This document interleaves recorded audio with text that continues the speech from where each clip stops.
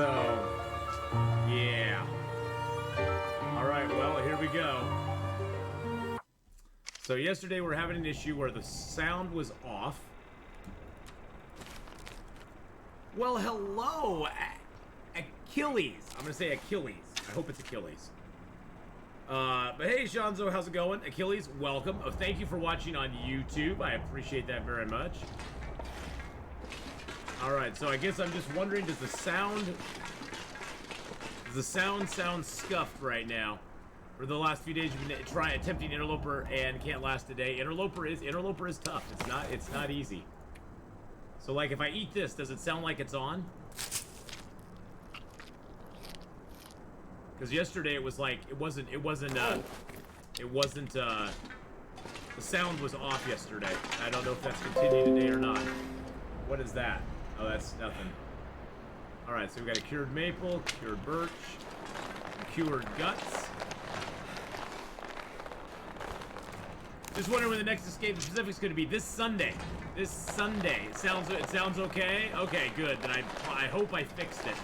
Boy, yesterday the sound was scuffed as crap. But yes, this Sunday, Achilles. Actually, this Sunday is going to be very fun. We're going to play Long Dark in the morning. And in the afternoon, about 1 o'clock p.m. Pacific Standard Time, Achilles, we'll be starting some Escape the Pacific. And then on Sunday evening, I'm going to start my 2022 version of Subnautica. We're going to be diving back into Subnautica. And having fun with Subnautica, too. So, yeah, we got, this weekend's going to be fun. It's going to be fun. I'm very excited. Hey, Haley Plays, how you doing? Hallie Plays, sorry, Fulgorio. Hello, how you doing, buddy? Hallie Plays, I always say Haley, I don't know why, it's Hallie. Hallie Plays, how you doing tonight? I hope you're having a good one. Hope things are going well for you. Our moose-hide jacket is a little bit scuffed at the moment. Well, hopefully the sounds are way better tonight. You're currently playing Escape the Pacific. Oh, it's such a fun game. It's such a fun, relaxing, beautiful game, and it's only 15 bucks on Steam. Come on. How can you go wrong? 15 bucks on Steam.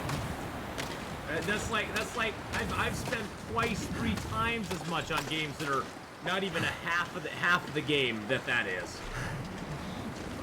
So, Ben Affleck, how you doing? It's good to have you here, Ben. How's Batman treating you? How's Batman treating you there, Ben? Hope it's treating you good. But yeah, I was really excited. The other day we found another. I want to give him a shout out. The other day we found another streamer streaming Escape the Pacific, and we hosted him up. Let me look here real quick. He left a comment on one of my videos thanking me for Joe Rell. There we go. Shout out JO_RELL. There we go, Joe Rell. Go give him a follow. Give him some love here on Twitch, and go follow his YouTube channel too, because he's playing Escape the Pacific too. Did you know you can use your knife on the seagull meat and dry it on the drying rack? I did not know that. What? Okay, I'm gonna have to try that. We're heading back to Coastal Highway. We're heading back to Coastal Highway tonight. That's why I said that's why the title is Heading Back to Coastal Highway, because that's where we're headed. We've been in Desolation Point now for about, oh, I don't know, the last... Oh, yeah, we've been here like the last, what, 14 days? It'll chop it into smaller pieces. I'm gonna have to try that. I didn't know that. Achilles, you brought knowledge to the channel already. That gives you extra points. Thank you so much. We're gonna have to try that out. But please, go check out Jorel, Last Plane Escape the Pacific here on Twitch. He also has some videos of Escape the Pacific up on YouTube under that same name. Go check him out. We love to give any love to other Escape the Pacific streamers and broadcasters, because That game does not get much love at all, and I wish it did. I wish it got the love that, like, Stranded Deep gets.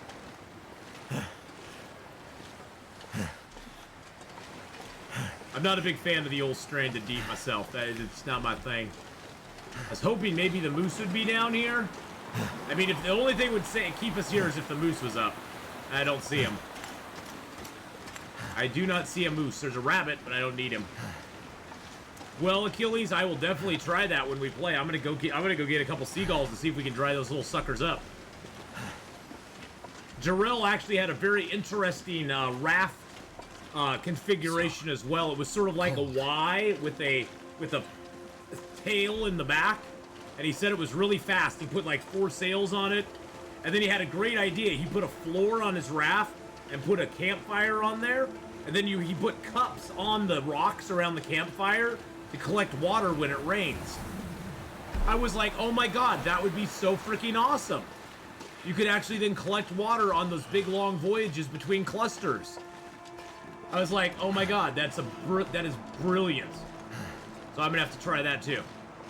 Yeah, well, because I've always been like, God, I wish I could collect the rainwater when I'm sailing to another cluster. Well, there you go. You can put it on the fire spots, and the cups. You can even put a bucket on it or a cooking pot, and that'll collect water too. And then you wouldn't have to worry about it washing off the boat. I was like, dude, that's brilliant. Good stinking there.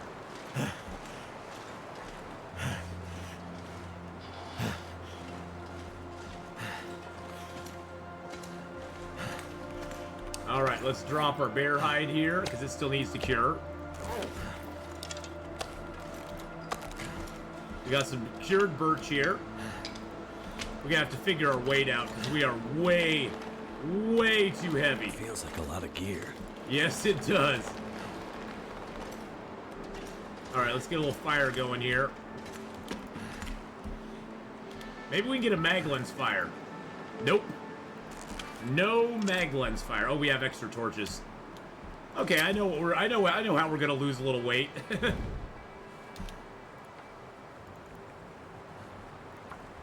I just recently got it last week, and it's all I've been playing since then. Oh, it is very addicting, isn't it? It's fun to like go to different islands. To build things on the islands. You can just have fun in the initial cluster that you're in. Just gathering resources and building up your supplies and diving for ships. And fire's life out here. Have you seen it? Have you seen a pirate ship yet? Have you seen a pirate ship yet? They are really freaking cool.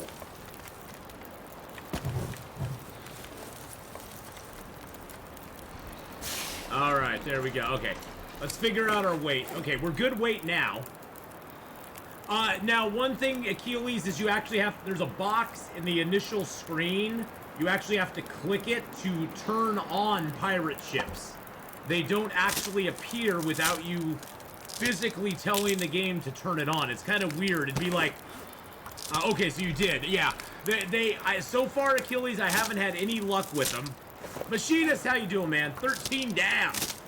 I tried to go close to it, but there's like an invisible bubble around the pirate ship, so you can't go up to it. And supposedly the pirate ships are supposed to leave, like, supplies on an island, but I've never found them. Thank you! Yeah, they don't attack you. Thank you for the 13 bits! Machinist _1337. Cheers, Dex13. Dabs. I'll dab for you. I know it's played out, but I'll still dab for you.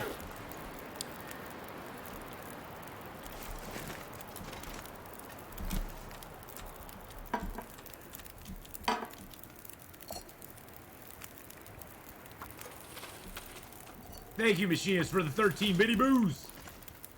All right, what kind of water do we have on us? Yeah, we got 4 liters right now, so we're gonna put all that down here. Gonna go out of here super light. We gotta sleep here tonight, though, so I'm gonna have to leave something behind. I'm gonna drop this wood over here.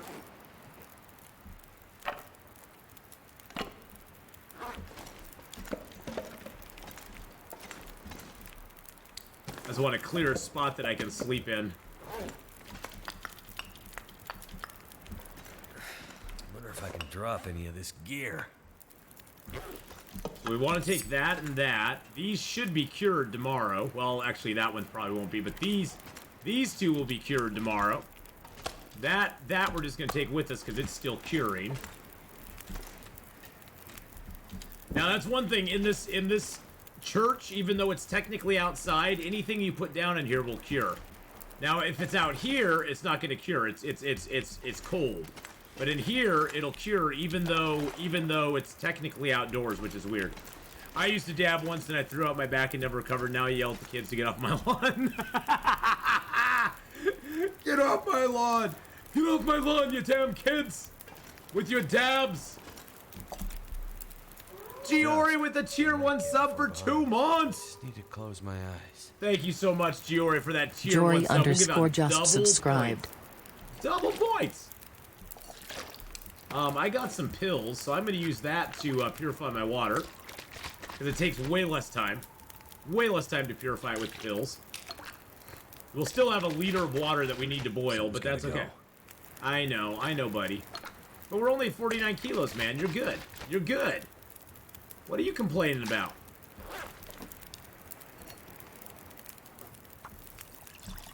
How would I go about using my bear hides on mobile? I don't think you can.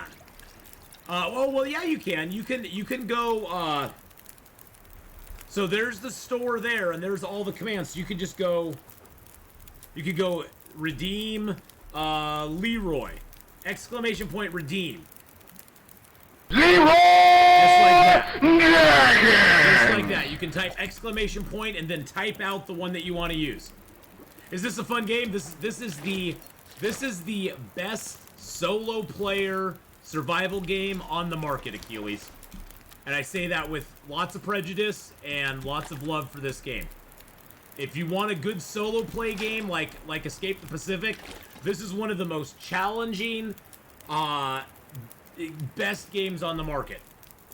It has a story mode, which I highly recommend playing through if you've never played the game before. I'd play story mode first, just to kind of get some of the basics down. It gives you a little backstory in it. It still has one more chapter to go, but the first 4 chapters are all complete. And then from story mode, you can either play some of the challenges. It has these in-game challenges: the Hopeless Rescue, Hunted Part 1 and 2, Whiteout, Archivist, As the Dead Sleep, Twilight. Oh, that's Twilight badges. The Darkwalker challenge. And you can do those. Yeah, I lost my badges. And the Nomad challenge. You can play those, or you can start playing in the survival mode. And survival mode has 4 difficulties and a custom mode. So you can play on Pilgrim, which is very easy. The animals are all passive. There's no bears or wolves that'll attack you unless you attack them first. Then you can also play on Pilgrim if you want a little more difficulty level. Mark Wars gifting out a tier 1 sub to Yargolt. Thank you so much, my friend. Oh, Mark Wars, you legend. You legend. How's it going, Mark Wars? That's for my lost badges. Thank you. Mark Wars 1972 gifted a tier 1 sub to Yargolt. Well, but I'll warn you, Achilles. If you start playing on Stalker or Interloper, you're going to get smacked around a lot. It's really tough to just jump into that from story mode because it's a whole new world. But I'd say play on probably Voyager and then step up to Stalker or Interloper if you're getting bored. Carl.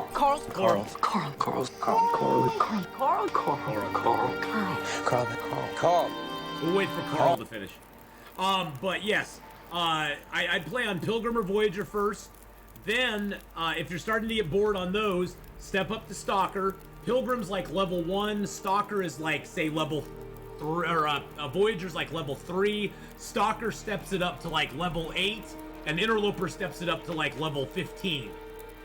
Interloper starts you with very minimal supplies, no matches, no bedroll, no beginning stuff. You have to craft all your weapons. There's no guns in the game. You only have a chance of getting a bow and arrow, and you have to craft that yourself. So Interloper is like a whole different world than the rest. And there's also a custom version of the game that you can play where you can set difficulty levels. You can make the wolves more dangerous, or make the weather worse, or make the weather better, or make it so you get more spawns of clothing and stuff. So I would definitely... Hype train! Nocturnal Druid starting the hype train with a 100 bits! So as I was saying, Achilles, I would start on story mode, then either go to challenges or play on Voyager or Pilgrim, step up to Stalker if you want to, and then step up to Interloper if you're really wanting to challenge. Jorel, I was just talking about you earlier! I actually gave you a shout out. Boys and girls, if you want some more awesome Escape the Pacific stuff, go follow Jorel. We caught him playing Escape the Pacific the other day. I was just saying, Jorel, you inspired me with your raft. I'm gonna try to build a raft similar to that. And I'm gonna put the fire pit on it, put my cups around it so I can collect water. I'm totally inspired by you, man. Oh, dude, of course. And please go give him a follow here on Twitch. He's got the same name, same thing on YouTube. I subscribe to your channel on YouTube, by the way, as well, Jorel. I'm gonna check out some of your stuff. Jorel got a gifted sub from Mark Wars as well. I was saying earlier, Jorel, I really wanted to... Mark Wars 1972 gifted a tier 1 sub to Joe_L. They have given 2,243 gift subs in the channel. We gotta support each other, my friend. We gotta give the love, you know what I'm saying? Now, Jorel, I'm playing my first love. This is my first love, it's my mistress, it's my absolute joy to play Long Dark. Long Dark is my favorite game of all time. I have over 5,000 hours playing this game at this point. And it is like the best, it is, in my opinion, the best survival game on the market. It's just a great game. Just a great game. Yeah, and Achilles was saying you can chop up a seagull with the knife and get meat out of it. I didn't know that. That is so freaking cool. Okay, we'll take that with us. Let's grab a couple pieces of coal. What's our weight? Oh, we're only at 50 kilos. A couple more pieces of coal. Maybe grab a piece of cedar. Oh, we got stuff and things, boys and girls. Let's get a little drink of water. The Long Dark, Jorel, if you enjoy Escape to the Pacific, you'll probably enjoy the Long Dark. It is more challenging than Escape the Pacific as far as, like, there's definitely more emphasis on temperature. The weather is the main thing that kills a lot of people in Long Dark. It really, truly is. Because, like, right now it's negative, with the wind chill, it's negative 48 out right now. So it feels like it's negative 13. And on Interloper, you very rarely ever get positive temperatures outdoors. Sometimes at the very last part of the day, before the sun goes down, it'll actually get warm. But most of the time, you're walking around in the cold, no matter what your clothing is. But this character right now, we are 145 days in. We've got really good clothing. Hey, 7UK, how you doing? And Alicia, hello, Giori. I hit 500 days on my own. Nice job, Giori. That's awesome. That is awesome. The thing about Long Dark that I love, I think more than anything, Jorel, is that the Long Dark is not a competitive game in the way of, like, a lot of games are, where you're trying to compete against other people. It's more about competing against yourself. It's more about trying to live longer than you lived last time, because there is no end to the game. The only end to the game is if you die. And Long Dark is permadeath. If you die, you are dead. Period. There is no coming back. There is no respawn point. There is no second chance. So it is a very... It has that, I think, way above the other survival games out there. It teaches you to be very aware. I've said it many times. The main thing that kills most players in Long Dark is getting complacent. Getting to 100, 200 days, and then kind of forgetting some of those basics. Keeping your head on a swivel. Making sure wolves aren't sneaking up on you. Making sure that your cold is not killing you. It's about becoming complacent in the game. So, giraffes are aliens with the 40. Come on,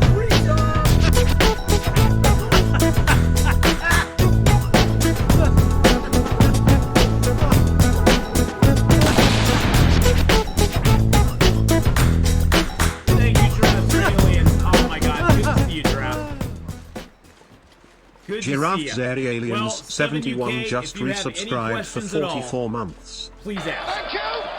Please Thank you. I'll ask. be here all Machinist, week. thank you for the 13 bits. Machinist underscore 1337 cheered Dex 13. Clap, clap, clap. Clap, clap, clap.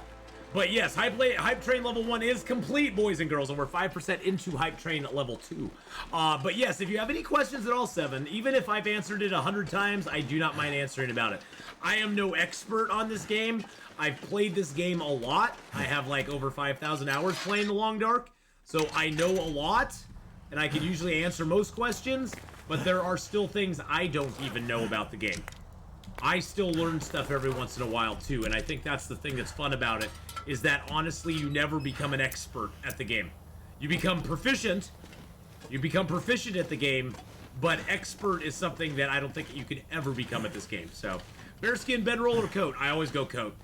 Bearskin bedroll is just it's too freaking heavy. And especially, now I'm talking purely as an interloper player, 7. As an interloper player, the weather outside is always frightful. It's never delightful.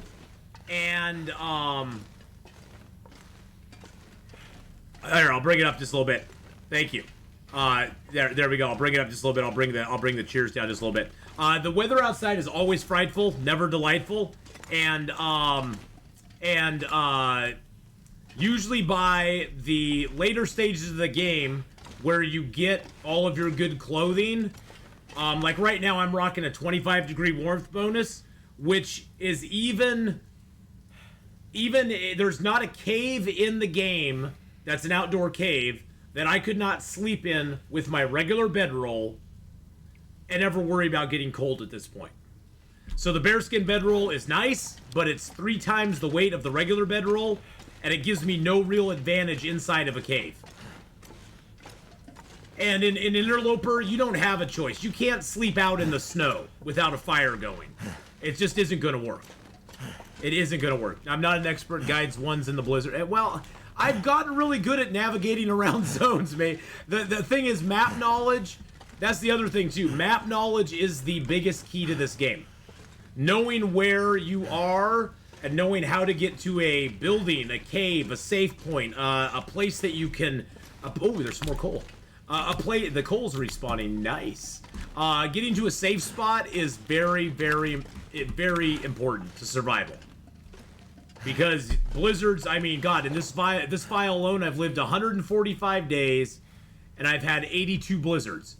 82 blizzards. Oh yeah, in Loper 7, you're always going to get cold. You can never get enough clothing to not be cold after day 100. After day 100, just accept the fact you're always going to be cold outside.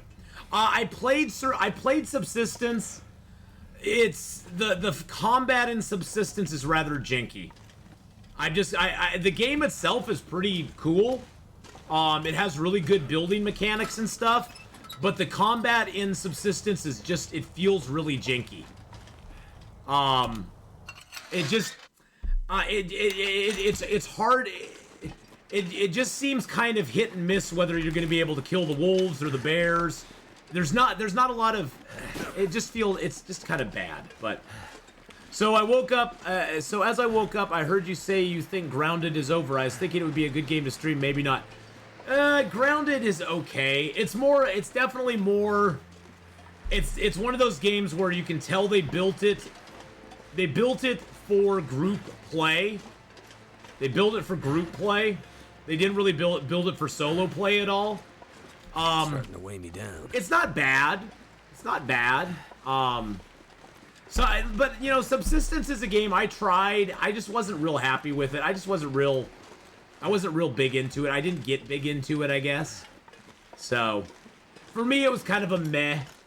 It was a meh. It wasn't bad. It just kind of meh. Thank you all for the hype train there, by the way. I know we didn't hype it up a lot, but thank you all for the hype train, boys and girls. We did hit level 1, which is awesome and amazing. You guys are all awesome and amazing. 4 subs, 113 bits. I really appreciate the support there. I really, truly do. But, you know, for me, it was kind of, it was okay. It wasn't bad. I just didn't really get into it, I guess. And for everybody, it's, you know, that's the beauty of gaming. Gaming doesn't, gaming is not going to be the same for everybody. What I may like, somebody else will probably hate. And something that I'm not real a big fan of, somebody else will probably go, I think it's the greatest game in the world. And that's totally fine. It's not, there's no wrong or right. It's sort of like music, sort of like movies. It's not that you have the right or wrong opinion about it. It's just what your personal tastes are. Oh, I still have that extra bedroll on me too. Huh, that's kind of interesting. Got an extra bedroll on me. I got a bunch of cloth. Let's repair it. Let's repair up this bedroll.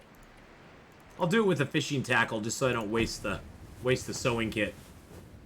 We're just gonna kind of chill here. For a minute. Oh, I'm gonna put that bear hide down so it can cure a little bit too. I have 2600s in Valheim. Valheim is one that a lot of people love. I've been really into Icarus lately, Jarrell. We're actually gonna play a little Icarus tonight. I think for my taste, I like Icarus's style better than Valheim's, but always overweight, so you didn't notice it. Yeah, exactly. But I like the Icarus style of gameplay more than the Valheim kind. Valheim, again, Valheim's a really good game. I really enjoyed Valheim. I enjoyed a lot of the mechanics of it. The biggest problem I had with Valheim was, again, it just, and I know some people do play it, it just was very slow playing it solo. I mainly play solo. I don't really have friends. I don't really play games with other people. So for me, Valheim was a very... Whoa, what just happened to my chair? Oh, that's weird. Oh, wow. Oh, wow. That's cool. My chair has... you can swivel the armrests. I just got a new chair, by the way, boys and girls. I got a nice little Secret Labs chair. And so I hit a button and my armrest like twisted outwards and it freaked me the heck out. I thought I broke my brand new chair. I thought I broke my brand new chair. I was like, oh, frick. I just got this thing. It wasn't broken. It wasn't broken. Yeah, the arms adjust up and down. And then they adjust left. You can adjust them to angle. You can adjust the armrest to angle out. Like if you have something over here that you want, and you don't want to have the armrest, and you want to rest your arm, you can have it out here. Yeah, that's totally wild. I never knew that. But can the new chair dance as well as the old one? Not really. I've been really happy with it. It's so much more comfortable. The thing I like about the Secret Labs chair, and I'm not sponsored by them or anything, the thing I like about the Secret Labs chair, just putting it together, the Secret Labs chair is all metal construction from the base up. It doesn't have like a plastic base with crappy wheels and stuff, like some of the $100 chairs you can get off Amazon. So I think this chair is gonna last me a lot longer than my other chairs have. So is Icarus, you want to play Icarus but PC won't run it? Yeah, Icarus is a very graphics card heavy game. It's a session-based survival game. So basically, in Icarus, when you're on the spaceship, or on the space station, you accept a prospect, which is basically a mission, and then you are sent down to the planet with nothing. Well, not nothing. You can buy things on the space station that you can take down to the planet with you, but other than those things, you start with nothing else. You have to build everything, build your like a house, build all your workstations, all that sort of stuff, and then go and complete the mission. And each mission has different things. There's ones where you go and you hunt down a predator. There's missions where you go and survey an area. There's missions where you do all sorts of other stuff. Yeah, my son recommended the Secret Labs chair to me because he got it, and they aren't cheap. I mean, the Secret Labs chairs start out at like $450. They aren't cheap, but honestly, it's worth it, I think. I mean, I've only had it for a couple of weeks, so I can't definitively say it's my favorite chair yet, but it's super comfy. It's got some nice lumbar support. It's got nice lumbar support on it. It's all leather construction. The chair is all made out of leather, which is going to resist cracking and a whole bunch of other stuff. And honestly, I sit in this chair 160 to 170 hours a month streaming. I need something that's going to support my butt. I need something that I can sit my butt in and actually have it supported well. So, So far, I'm very happy with it. I'm very happy with it. Let's just put it that way. But they are not inexpensive. They aren't inexpensive. So grab your wallets and kind of hold them tight because they are rather on the pricey side. But so far, I'm very happy with it. I have no regrets. No regrets. So TMI, yeah, a little TMI there. Okay. You know, we are actually pretty good. Now, you can get Secret Labs chairs that are branded for, like, The Witcher, that are branded for The Witcher and for, other stuff like Harry Potter, but they cost, like, an extra $100, and I'm like, I'm not paying $100 to have something on there. No, forget it. I know some people like that, but I'm like, it's a chair. It's a freaking chair. Have a good lurk, BK! We'll see you later on, buddy. Yeah, they are really good comfy chairs, Jarrell. If you can save up the money and get it, I'd definitely do it. I definitely would. But yeah, Icarus is a session-based survival game. And there's bears in Icarus, there's bears, wolves, polar bears, there's pumas, and there's wolves. There's wolves of the, what are they called? There's, they aren't timber wolves. Arctic wolves. There's all sorts, yeah. The polar bears are scary. Polar bears are scary. Next big purchase is going to be an Apex desktop. Ooh, nice. Very nice. We aren't going to find anything in those, but I figured I'd look anyway. Hey, look! Some lanterns. Now we're cooking with gas, baby. Yeah, Icarus is really cool. If you hang around, I'm going to start playing Icarus in about 2 hours, so if you want to hang around, just check it out a little bit, or maybe come back and check it out. It's a really fun game. The game itself is gorgeous. I will warn you, though, it puts a lot of strain on your GPU. I'm playing it at high settings, and I have a 2080 Ti, and it runs pretty well. It runs pretty freaking good. Now, if you're playing it with friends, and it also supports up to 8-player multiplayer as well, Jarrell, so you can play with friends on it as well. Solo, Icarus runs a little slow. It's a slower game. Hey, Ashari, thanks for the 100 bits. 6 to 16 weeks to get it delivered? Holy crap. That's a lot of time. Playing Icarus solo. Oh, you're streaming in 3 hours. Well, there you go. Well, I will look to host you after we get done, if you're still on. Icarus solo, it plays a little slower than if you're playing with the group because you have to do everything yourself. You don't have, if you're playing with friends, you can have one person go and mine stuff. You can have one person go and gather, stuff to build with. You can have one person building. You can have one person hunting. You can sort of divvy up all the tasks. Playing solo, you have to do it all yourself, which I personally like. I mean, but that's the kind of gamer I am. I like to do my own stuff. Oh, it's because of the pandemic. Oh. But, it's very, and the cool thing about Icarus as well is that, as you complete missions, it opens up whole new mission trees that you can pick new missions from.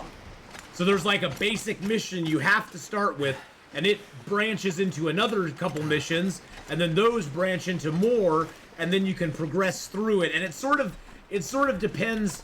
It sort of wants you to kind of progress through them by level. It'll tell you how hard it's gonna be and stuff. And all the missions though are based on real-time days. So like the mission I'm on right now is a 7-day mission, and that mission timer counts down whether I'm on or offline. If you're ever unable to complete a mission, like say you, like, I don't know, went on a summer holiday and you were on a mission and you came back and the timer had run out, your character's dead. You lose the character permanently. So you always want to make sure you get in your drop pod and leave the planet if you're going to take time away from the game. if you're afraid of the timer running out, you want to get off planet. Because being on planet sucks. Oh, there's a deer down there. I don't really need a deer, though. Have a good lurk, Nocturnal Druid. I hope your mom's doing well, by the way, my friend. But I personally liked Icarus so much that I played it during the beta. I bought just the basic game, played it during the beta. I liked it so much that I went back and rebought the game again. And I bought the I don't know, Supporters Edition, I think they call it. Where it gives you some cool stuff to start with. And it also gives you access to the next 2 DLCs. You get them for free. Because right now it has one big map that's on the one planet. On the one moon, I should say. The one moon of Icarus. And I don't know what the next DLCs are going to be. Right now there's 3 biomes in the game. There's a forest biome. There's a Arctic biome. And there's a desert biome. And each one has its own sort of pluses and minuses. The weather in Icarus is crazy. Oh, you're in the... I am in the Northwest. I am in the Northwest, Darrell. I actually live in the Milwaukee area. Up near Portlandia. Are you in the Northwest as well, my friend? Huh? Well, we might just have to, like, have a little streamer get-together. That would be cool. Mark Wars is like, hey, what about me? I want to come up, too. You're more than welcome to come up anytime you want, Mark Wars. I'm gonna need to rest soon. Anytime you want, Mark Wars, you are more than welcome to come up. I'll share. I'll go out and share with you. Oh, you're in Washington State. Oh, okay. You're up in the Washington State. Oh yeah, those Washingtonians. I tell you, man. Can't feel my feet. I tell you. Oh, there's bear out here. Should we hunt the bear? I'm no streamer, celebs only. Celebs only. You're a celeb, Mark Wars. Mole rat, hey, there she blows. We've got a bear. So, on open ice, there's a couple ways you can hunt the bear. You can take a shot from him. Really far away and hope you hit him and he'll run away. Or, since we have a flare gun, let's make sure it's loaded. Okay, it's loaded. You can sort of, game the bear a little bit. I'm gonna drink a cup of coffee real quick so we have a little more energy. Now, the bear has not spotted us yet. He'll roar when he sees us. The wind's blowing away from him, so he's not gonna smell us right away.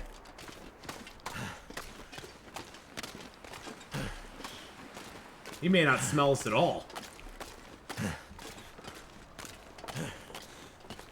Sort of want to lead him over to this hut over here, if I can. I'm gonna get a little bit closer to him.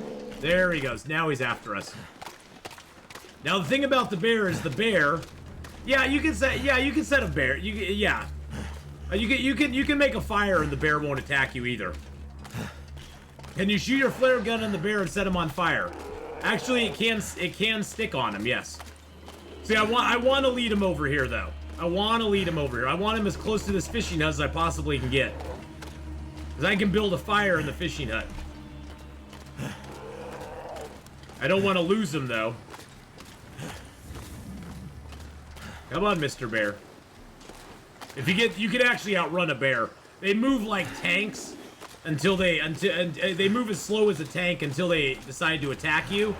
Until they get within charge range, and then they'll charge you. And then you can't get away from him. I don't want to get too far away from him because he'll lose scent of us and turn away. We're going to hang off. Just wait for him a little bit.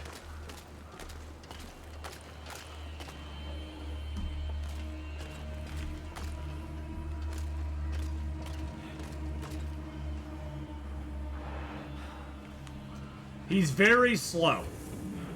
It's the killing shack, exactly. Am I beginning to look like Will McKenzie? I've been told that before. Okay, we still got the music. He's still on to us.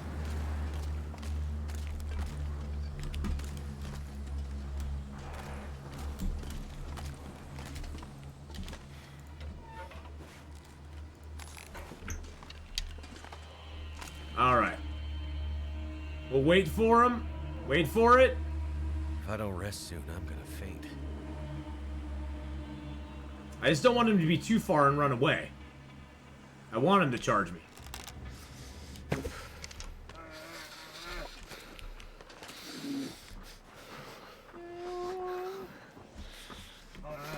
Oh. Did I hit him?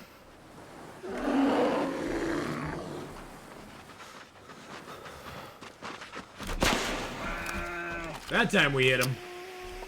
That bear is on fire.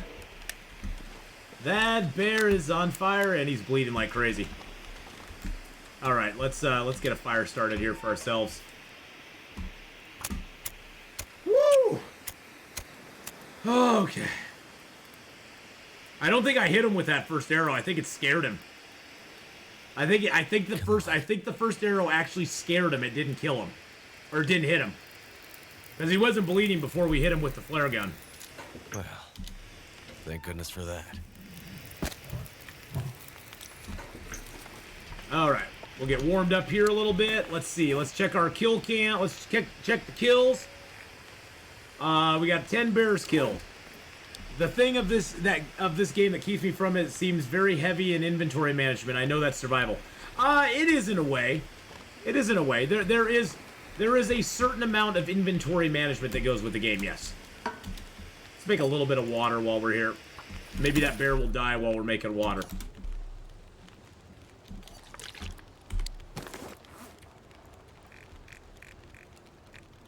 Yep, bear down. Bear's dead. Now we just have to fight his body. Oh, it's way out there on the ice. Oh my god, you see it over there? It's way over there. It's that little lump on the ice, that little bugger. That little bugger. He went and died way out on the freaking ice. Seriously, dude? Seriously.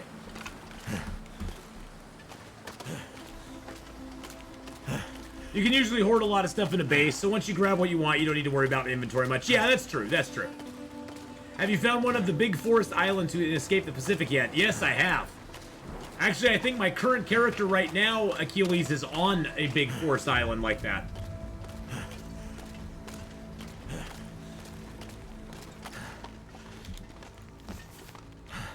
Let's just sleep a couple hours here because we are really tired.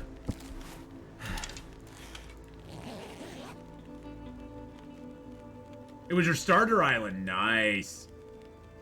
I don't play much with inventory, Jarrell. Usually, the inventory kind of... Whoa, it's really foggy now. Ooh, it's really foggy. Okay, well, let's head to the... This is dangerous, though. Fog is almost deadlier than a blizzard, because in the fog, the wolves don't disappear. They'll still be up and around. Yeah, this is more adventuring. This is more adventuring. More adventuring, yeah. The fog is almost more dangerous than a blizzard, because at least in a blizzard, the animals all disappear. They all go hibernate while a blizzard's going on. In the fog, the wolves are still out, the bears are still out. It's pretty bad. It's pretty bad. I hear a wolf, but I don't see him. Jeez. That must have been a ducky hug. It had to have been a ducky hug. That couldn't have been a wolf. Oh, it's Fulgorio. Baratory? Yeah, avoid the Baratory. Yeah, we will definitely avoid the Baratory. I just hope I'm still heading in the right direction. Kind of scanning around there. Okay, here's the shoreline. That's good. We like the shoreline. Did I come too far? I went too far down. Oh, there's the dock. I see the dock. Okay. Yeah, there are three bears in here. There's the one out by Misanthrope, the one up above the garage. Oh, jeez. The one up above the garage and the one that's over by the bear campground. And this is Wolf Central we're going into right now.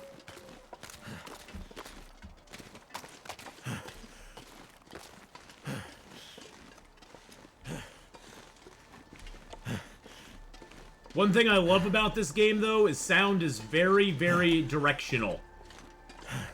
You can sometimes hear things off to your left, like a wolf coming at you or something before you'll even see him.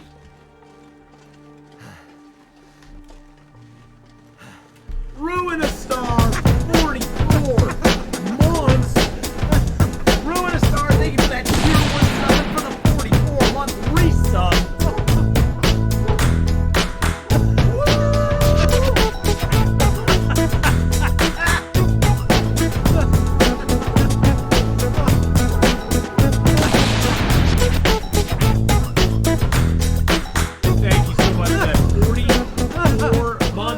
Up there, my friend. I appreciate that very, Ruinous very Star much. just resubscribed for right 44 months. I am a sub that slips through in the fog. Beware of wolf There huts. was a wolf right there. I was able to sneak up on him.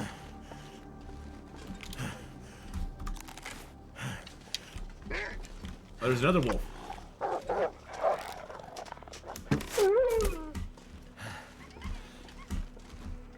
There's another one, too. All I want is my damn arrow. Woo! Let's go, baby! Whew. My heart's racing a little bit now.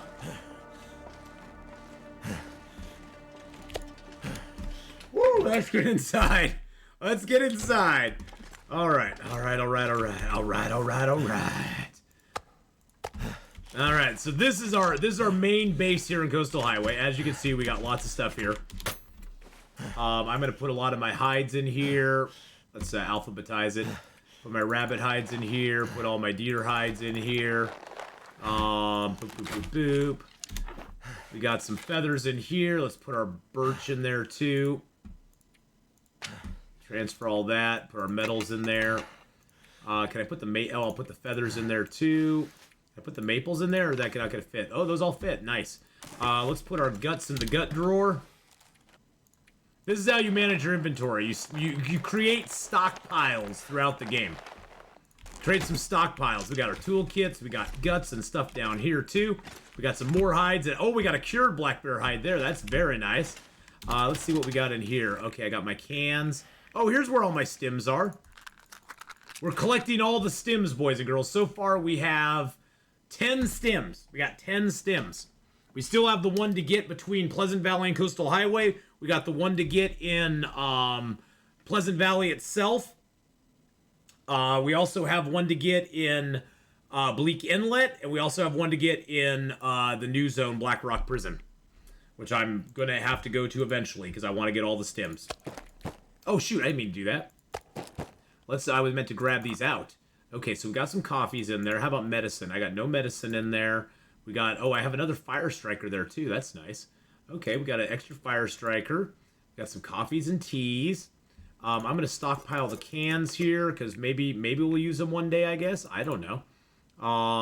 Couple crappy hooks in there. Oh, we can finally drop this extra bedroll too. Got lots of water here. Let's drop the extra bedroll. It's always good to keep a hold of bedrolls. Because there are wolves that will kill your bedroll. Oh, 7UK just subbed up for 2 months. Oh, Say 7 and underscore UK just subscribed. Long Darkaholic. Long Darkaholic. Thank you so much, my friend. I appreciate that 7-month resub. That beautiful 7-month resub. 7 UK hype. I'm having trouble with Mr. Prepper. It kills Streamlabs OBS. Freezes OBS solid every time about 5 minutes into streaming. Mr. Prepper. What is Mr. Prepper? I don't even know what that is. Is that a game? I'm not even sure. Is that an add-on or what? I don't even know what that is. Is it a game? We'll repair that up real quick. It's a game. Oh, I've never played that one. I've never played that one. So there are some games that OBS just does not like. I'll tell you that right now. There are some games that OBS is just like, I don't know if it's like morally opposed to them or something. But Mr. Prepper. See, I got a notepad here. Where's my pen? Too tired to think straight. I know you're too tired to think straight, but I have to find a pen, you silly computer. Okay, where'd my pen go? I had a pen here. that I was writing down all my locations on. Where the freak did my pen go? Well, I'm just going to write that down here. Mr. Prepper. Not that I have time to play any more games, but not that I have time to play more games at this point. Good God. I have so many games I'm playing right now. I've got Long Dark, Icarus tonight, Long Dark and Medieval Dynasty tomorrow, Long Dark and Icarus with Gameslift on Saturday, Long Dark, Escape the Pacific, and Subnautica on Sunday. We got a full slate. Full slate of games that I can't even... I've got games I haven't even played yet. I've bought games on Steam that I have not even bothered playing yet because I just don't have time. Isn't that sad?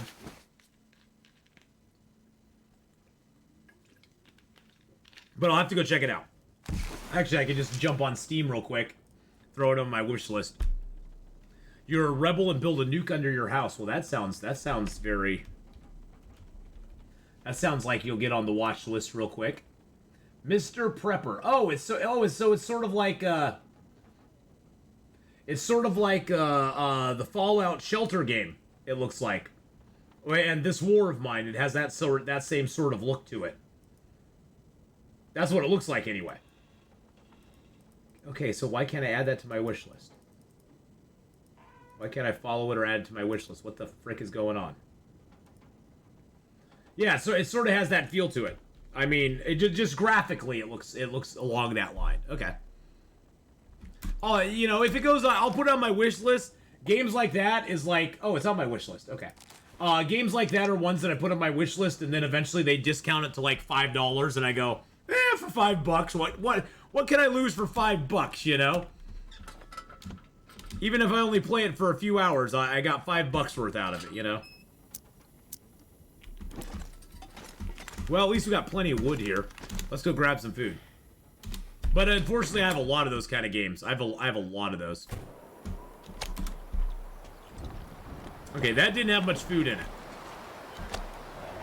Okay, there's 1,000 calories in that piece of meat. Yay! All right, go back inside. Let's go back inside. Let's holster our lantern. See, we're only at 41 kilos now. Our weight is nothing. Our weight is beautiful now. I do have a few too many accelerants on me. I don't need that much accelerant. Let's put a few accelerants in over here. I think I'll take my good Fire Striker and leave... I'll take both Fire Strikers. I don't like leaving Fire Strikers behind. I got all those. I can leave a few bandages. So all I need is 4. Ooh, I have no Old Man Beard stuff. I need to make some Old Man Beard. I need to make some Old Man Beard bandages. Because I have none right now. That's kind of scary. Oh, we need to leave behind our secondary knife and hatchet, too. We have a second knife and hatchet. I do have to stream. I do have a stream you can watch on YouTube, so you can see a bit of the game. Oh, nice. Okay, yeah, I'll definitely go check that out. I usually watch some YouTube after I get off streaming in the evening. I usually catch a little YouTube. I will go check that out, Jarrell. I'll go give you a view. Go give you some views. And boys and girls, please do give my good friend Jarrell a follow here on Twitch. Last playing some Escape the Pacific. One of a handful of us that actually play Escape the Pacific on Twitch, so we have to give the love. So please go give him a follow. Go check him out sometime when he's playing it. Go check out his YouTube channel as well. And give him some love. I mean, anybody who's willing to play some Escape the Pacific is okay in my book. Well, and honestly, Jarrell, I am really biased towards Escape the Pacific because the creators of that game have been incredibly generous to me and my channel. They've actually come and hung out with us while we played Escape the Pacific, answering questions, even fixing bugs for us on the fly, which just blew me away. After they had one update, they came by and they were just hanging with us, and we ran into some, I forget what it was, but something wasn't working right. And the creator of the game was like, okay, let me go check on that. And he came back like 20 minutes later. Yeah, and he was like, oh yeah, go ahead and restart the game. And I was like, what? And we restarted it, and it was like fixed. And I was like, holy crap. That is freaking amazing. I mean, I know they can do that, but what developer is going to take that time usually? Yeah, and they're good devs. They put out good, solid updates to the game. I've been very where I was very frustrated with the devs for Stranded Deep. I've been very pleased with the devs for Escape the Pacific. Just overall, I've just been very, very happy with the devs for Escape the Pacific. Yeah, and they got another update coming soon. They put out great updates that are substantial. They fix bugs, but they also add in a lot of cool stuff with the updates. So yeah. Hey, just so you know, there is the bug that can duplicate strong. There is a bug that can duplicate strong rope. I think I heard about that bug. I've never used it myself, but I have heard of that bug before. Let's throw our arrowheads in here. Actually, you know what? Let's cancel that. Hold on a second. Hold the phone, boys and girls. Let's grab our feathers. Grab our nice toolkit. Let's make some arrows. Always use your toolkits. I'll show you the difference here. So if you're making arrows, your hands, it takes an hour and a half per arrow. Oh, thank you for the posture check, by the way, Food. With a simple tool, it takes 1.12 hours. With a quality tool, it's only 45 minutes. So it's half the time. Half the time to make arrows with the quality toolkit. So you always want to leave your quality toolkits at workbenches that you will frequent on a pretty regular basis. That way you can always make arrows super quick. Now, it does wear down your toolkit, but toolkits you can repair with one piece of metal, and you don't need anything else. You can just repair them. So now we have 21 arrows. Look at that. We have a bear out on the ice, boys and girls. We have a bear on the ice right now. We need to go get that bear. Let's leave our arrows here. Oh, I could have made a bunch more arrows, but that's I can't put anything else in there. Let's take the metal out. And let's put the arrows in. I'd rather have the arrows in there. That way all my arrow making and bow making stuff is right there. If you detach and reattach anything on your ref, it will duplicate the rope, but I don't use it because it can crash the game. Yeah, I think I remember running into that before, and it did crash my game, so I stopped using it. I think I had a very similar experience where my game just crashed out, and I was like, screw that, I'm not doing it.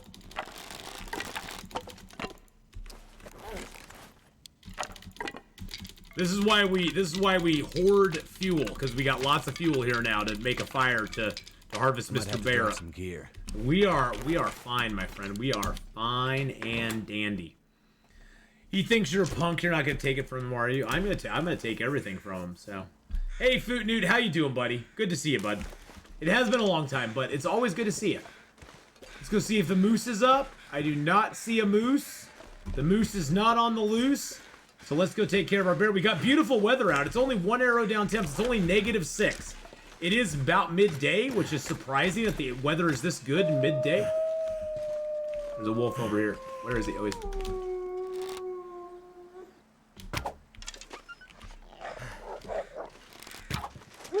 Oh, we got him on the fly. Screw you, Mr. Wolf. Give me my arrow back. Screw you, Mr. Wolf. He wasn't charging me, but he was thinking about it. He was thinking about it. I was thinking about streaming Witcher. It's so old, do you think people will watch it? You know, people would watch Witcher 3. I actually streamed Witcher 3 a few years ago, but I only had a 1080 card at that point, and it didn't run real well. But I was also using my computer. I had one computer that was not only playing the game, but streaming, loading my camera, doing all the chat stuff. I actually want to play Witcher 3 again. I think people would watch it. Witcher 3 is a very iconic game. There's a large crowd of people out there, Jarrell, that like watching older games be played. There's a streamer, and I'm going to shout her out, Nelvara, and she pretty much only plays retro games. Right now she's playing Legend of Zelda, the Minish Cap. And she pretty much plays only retro games. And she gets 200-300 people watching her all the time. They're games that people resonate with. They're games that people have played, and they like to see how you play it. I actually will probably return to Witcher 3 at some point, if I can ever get my act together and actually like get back into some older games. I'm fortunate in one sense that I get very focused on a certain game and I don't lose interest in it very quickly. Like, I've been playing The Long Dark now for 5 years and I'm still not bored. It's also a detriment because I don't explore a lot of other stuff. I need to drop something. It took me about 30 minutes to get it all figured out. But I didn't play... See, that's the thing, though, is I didn't play a lot of games back in the day. I played EverQuest and EverQuest 2 for about 14 years, up to about 2014. And then I didn't play any games until I started streaming. I was off video games from 2014 all the way to 2016. I didn't really play any games. And then I started streaming in September of 2016. I started streaming and I streamed some EverQuest and EverQuest 2 just because it's what I knew. And then one of my viewers turned me on to Long Dark and I started doing that in 2017, January of 2017, and I've been playing that ever since. And I sprinkle in other games. Like, we're gonna go back and play Subnautica. This Sunday, we're gonna start a brand new Subnautica run. I've played through Subnautica many, many times. I love Subnautica. One of my top 5 games of all time. It is a beautiful, beautiful game. And it's so fun. Oh, EverQuest was awesome. EverQuest was so good. Back in the day. I lost interest in EverQuest when right about after Planes of Power, right before Gates of Discord, I just lost interest in it. It became a different game at that point. Throw one piece of coal on there to keep warm. And we found out something new, boys and girls. We can carcass harvest with a hacksaw. We can quarter with a hacksaw.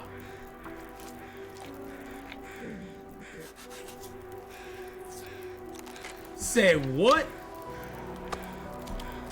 And there goes my fire. That's why I didn't build the fire up real high. Oh yeah, but I never knew you could do it. I had tried it before and the game was like, no. We got a lot of bags of meat though.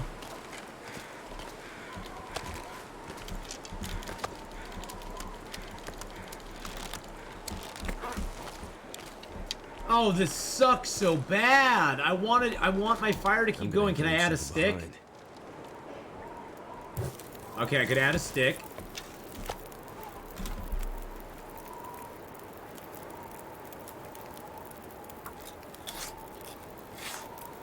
Subnautica is one of the finest games I've ever had the privilege to play. It is great.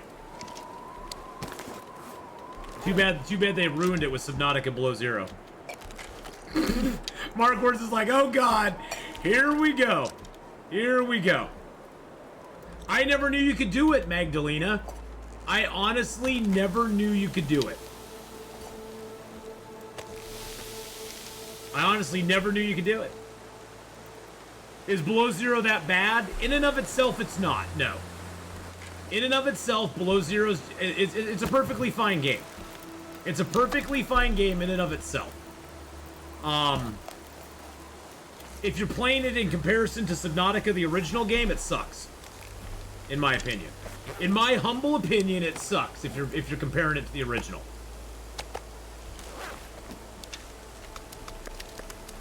It's not the same game. It's not as good. Now what I'm doing right now, boys and girls, is called nursing the fire. That's what I call it. Nursing the fire means that I can keep putting a stick on it here and there. Oh, and now see, the weather's completely cleared up. Now I can build it up again. And as long as the wind will never blow your fire completely out. As long as you can add a stick, it'll add 10 or 11 minutes to it. It'll blow it back down to 9 minutes, and then you can do things. it'll never blow your fire completely out. So as long as you can nurse the fire, you can, yeah, you basically babysit the fire. And now see, the wind's cleared up. There's no wind at all. I can build this fire back up now and just go about my business because the fire is now good. And I just want to harvest up this meat.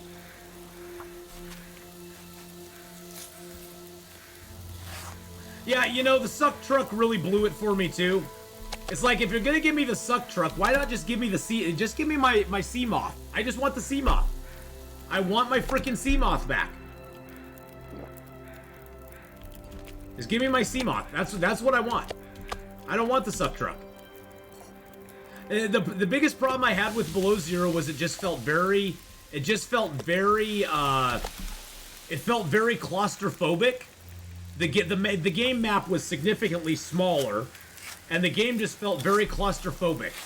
Unlike the original Subnautica, which has wide areas of just ocean that you can just be in and float around in and do stuff in.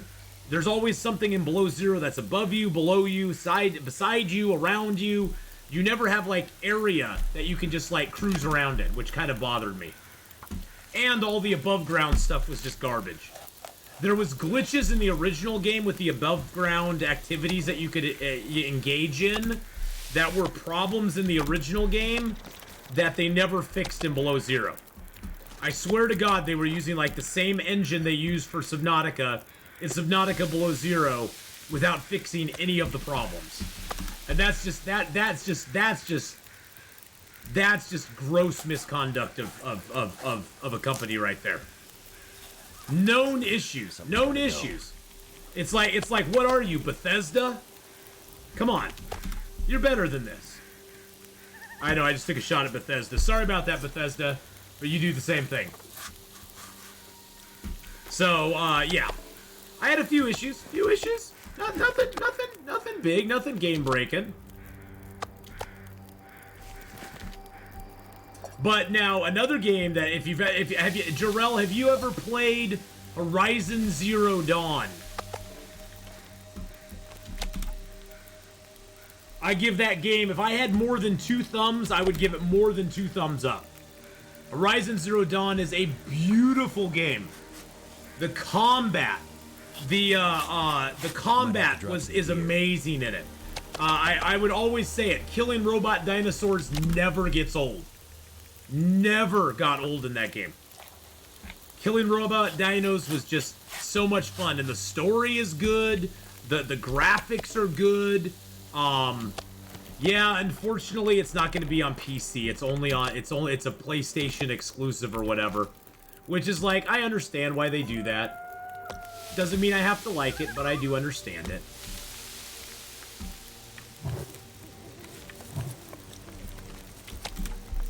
But yeah, they're coming out with Forbidden West.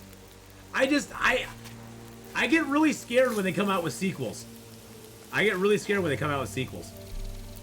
Yeah, it counts me out too. I play on PC. So if it's not on PC, I'm outie. So, but that's okay. I mean, they'll eventually port it over. Companies are getting better at, like, porting stuff over quicker now than they have before, I think, because they realize that it's good for them to have that exclusivity, but it's also good for them to make the game available to as many people as possibly can play it. So I think they're getting smarter. They're getting smarter and going, okay, we'll make it exclusive because that's what our console players want, but after 9 months or a year, we'll port it over. We won't wait 6 years to port it to PC. But Horizon Zero Dawn is amazing. It's a great game. It ranks up there with Red Dead 2, with Subnautica. It was a pleasure to play that game. It really, truly was. I love the story. I love the action. I loved it all. It was really good. Running a GTX 760, but yeah, money, yeah. Graphics cards are expensive right now. I got my 2080 Ti right before they skyrocketed. I think my 2080 was like, I think it was like $1,100 or $1,200. And it was before they like jumped up another like grand. And I was like, holy crap, I'm glad I got mine when I did.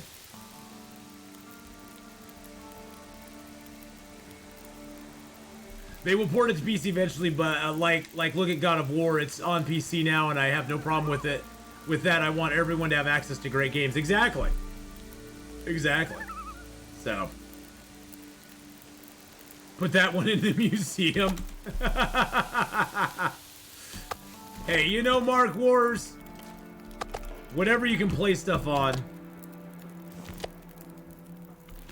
Escape the Pacific will heat a rig up? Yes, it does.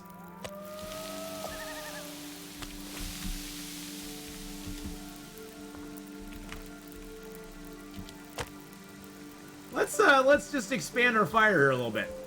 Boom. Let's make another fire. Yeah, it's cheaper to buy a new gaming PC. Yeah, I'm happy that I built my gaming PC. Well, my friend helped me build my gaming PC. I'm glad that I built it though, because the case I got is huge and I can put more stuff in it if I want to. I can put more memory in it. I can add whatever I want to it. Which makes me super happy, because I can always customize it down the road. The only problem with some of the, and they're getting better at it, but the only problem with some of the PCs that you buy pre-built is that you can't really customize them a lot. They don't have as much customization ability down the road because a lot more stuff is hardwired into it.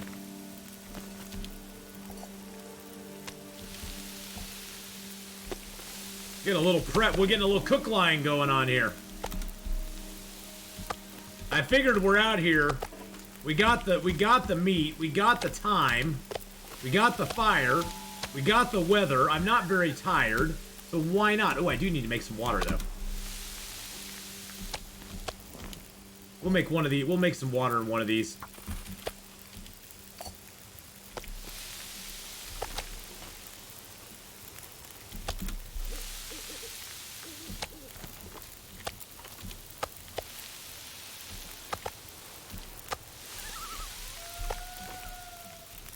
Do. This is cooking for you, baby. With Apex, you totally customize they build it to your specs. That's nice. That's cool. I like that. It was. I will say, Achilles, it was really fun to make my to build my own computer though. It was really fun to build it. I had a really good time. It was a good experience too. I'm just gonna cook on the rocks because then all my cooking times will be the same. I hate it when my cooking times don't match. It just bothers me for some reason. It bothers me.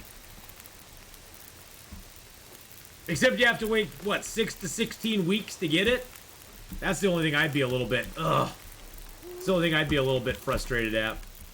Oh, I can't put my bedroll down here, can I? Summon a lich. I can't put bedroll on the ice. You used to be able to do that. You can't do it anymore.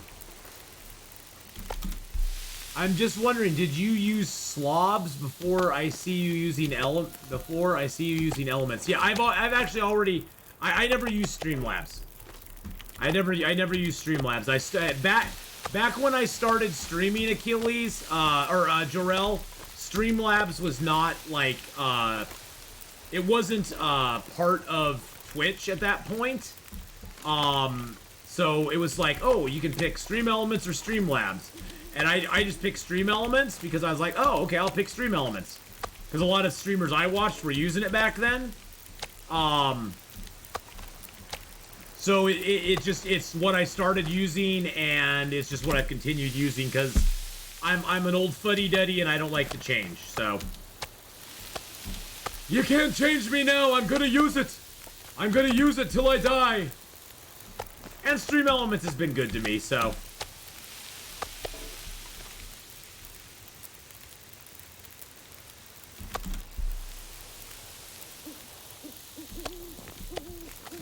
I need to find a place to rest. I know! We're getting so tired. And I would love to go the route of building my own, I just can't justify the cost to build one over buying one pre-built. Yeah, well, that's the thing. That's the thing. It is a total cost issue if you're building your own. Yeah, you know, You have to hunt down the parts. You have to make sure that they all are going to be compatible.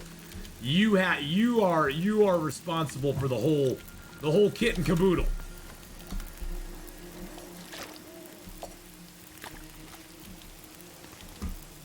Ooh, look at that beautiful night. Ooh, look at that. Wow, that's gorgeous. Let's see if we can get a picture of our fires here. Here's us cooking on the ice. Take a picture. Oh, that's gorgeous. I love it. I deleted elements, but it still introduces me. Not so happy with Streamlabs. Streamlabs has got its own positives and negatives from what I've heard. I mean, I like Stream Elements. I got all my. I think the other thing is that drop something. I've got all my alerts and everything all set up on Stream Elements. I just don't want to mess with having to change it now. You know what I'm saying? It's like if I did it now, then I have to change it all. I have to redo all my alerts. And maybe one day I'll do that. You know, and I got all my redemptions all set up on Stream Elements and all that. If I didn't have two small kids, then it wouldn't be a problem to pay and build it. Yeah, kids change the whole thing. I'm lucky, Achilles. I have two wonderful children, but they're both grown. One's in college, one's out on her own, and one's in college. So I don't have to worry about that any longer. I'm, doing my own thing. So 5 and 2.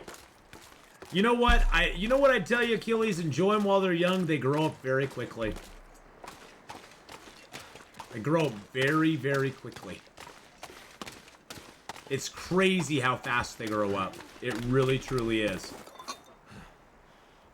It seems like just yesterday my kids were like 5 and 2. And now they're 26 and 22.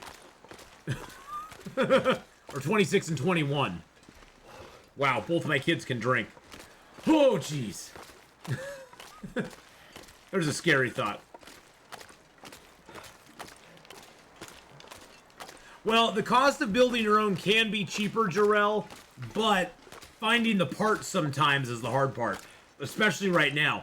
My friend who helped me build my computer, he actually stopped building computers for people because he was having such a hard time finding the parts that he wanted and not having them be like massively overpriced.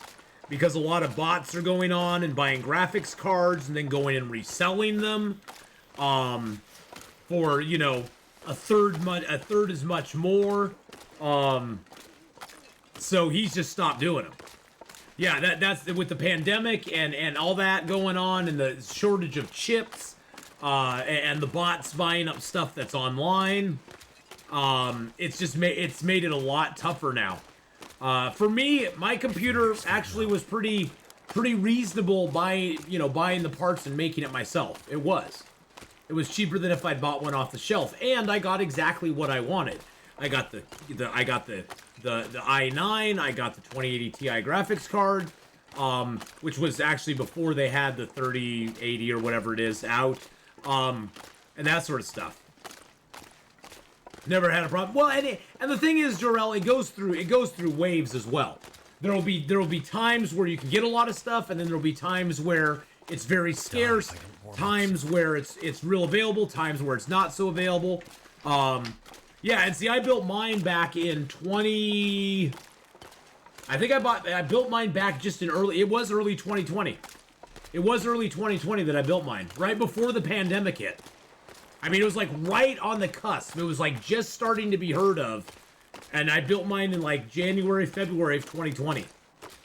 So I got in right at that sort of sweet spot. I got super lucky. Because like 3 months later, like middle of 2020, everything just went up like so much. It was crazy. But also it depends on what you're trying to build. If you are looking to get like an i7 or a 1080 graphics card or something like that, you can find some good deals on them. If you're trying to get the higher end stuff, it is a little harder to find, I think. But I haven't looked lately either. I have not been shopping around or looking for graphics cards or any of that sort of stuff at all. So I wouldn't know at this point. But yeah, I think I hit that nice point right there. Whoop! Yeah, I think my I-9 was like 600.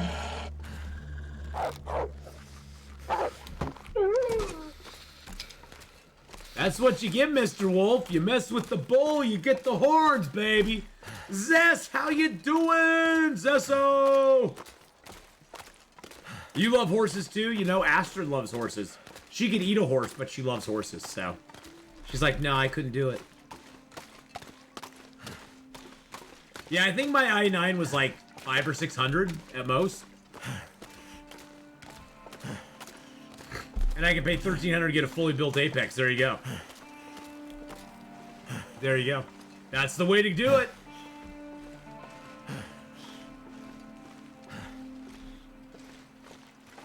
We are tired. It's been a long day, boys and girls. Long day and a long night. Oh, it's almost morning. It's almost morning again.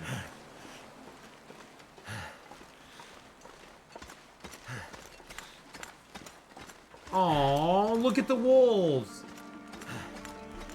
Look at the wolves. They're like, it's like yin yang wolves. They're like yin yang wolves. They're like in love. They're like, we died for Atheenon. They are kind of yin yang. That's why I said I can't justify the cost of building one. Yeah.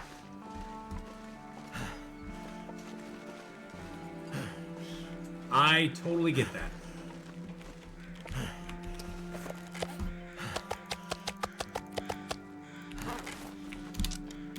Alright, let's get inside. Dang, we are cold. We lost a little bit of health there. So I guess that's something I should probably go over for you. So the way this game works as far as your health goes, you have let me drop this stuff so it can cure. Let me also craft up my so the way it works is that you have these 4 indicators, I should say. You have your coldness, your tiredness, your thirst, and your hunger. If any of those ever go into the red, you start to lose your overall health. The one that most commonly goes into the red is your cold. Your cold is the one that most commonly goes into the red. And being cold is probably the thing that will do the most damage to you the quickest. You generally try not to starve yourself. You generally try not to make yourself become thirsty. You don't want to do that. The cold will generally be the thing that knocks your health down the most. Now, as soon as you get them out of the complete being empty, you don't lose any more health. But see, like right now, we have a little hypothermia risk. If you stay cold for too long, you get permanent hypothermia. Well, not permanent. You get hypothermia, which means that you have to stay warm for the next 24 hours. And during that 24-hour period, you get cold you get tired very, very, very quickly. Let's find our bed. There's our bed. And so you can't really do a whole lot. I usually don't get I don't ever really get hypothermic completely, but yeah. It can be a bad thing. Breaker 19, we're going 10-10 on the side. Catch you in the shake. Hungered a bit. All right, well, have a good one, Jarrell. Get some food, my friend. If that's what you're meaning. I think that's what you're meaning. Get some food, buddy. Get some food. Get some good grub. I'm gonna take this green birch and move it over here. Put it on my table so I don't forget about it. We got that bear hide there curing. We got this bear hide here. Oh, that's guts. We got this bear hide here curing. Actually, you know what? Let's make ourselves a little rug to stand on. See, we got a little rug. We can stand here. We can craft a little bit. Come over here to our bed. We got a little bear skin carpet in front of our bed. It's so nice and comfy. So nice and comfy. Oh yeah, we sit on our bed. We're just like, oh man. So it's so hard being bear skinned. Oh, you mean I gotta pick these up to get my guts? Yeah, that's what I thought. All right, now comes the hard part. Now comes the part that I have to do this. So I'm sorry. Gotta line up our guts. Just so we know what we got.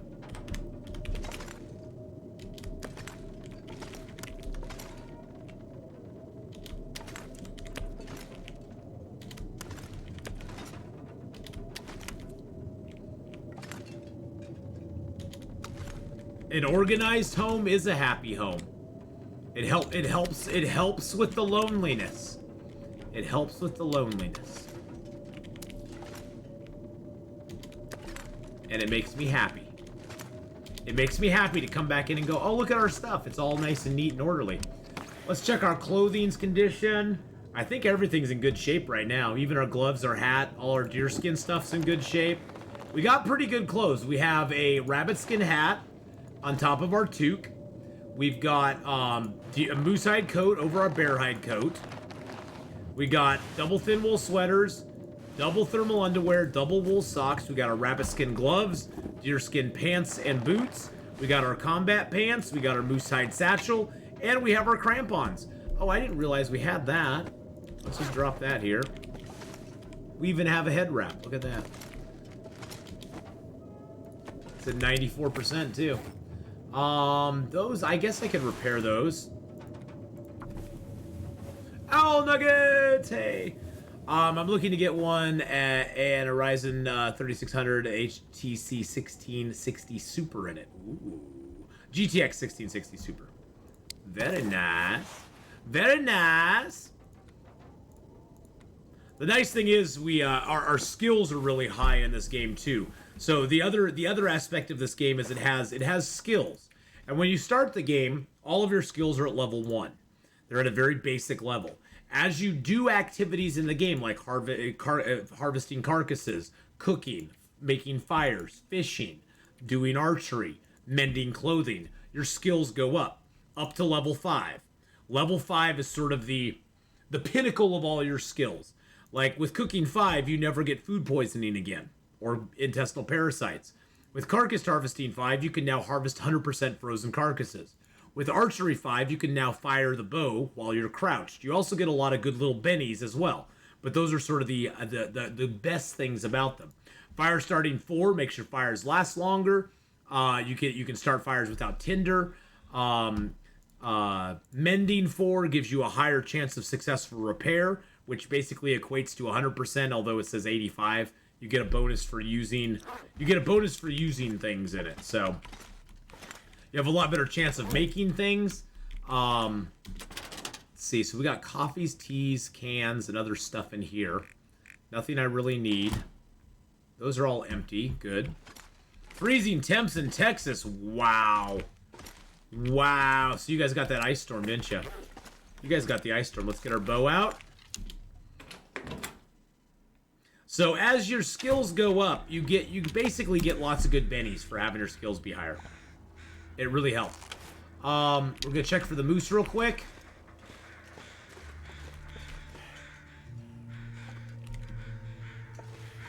I see no sign of Mr. Moose. Nope. You're in Dallas. Oh.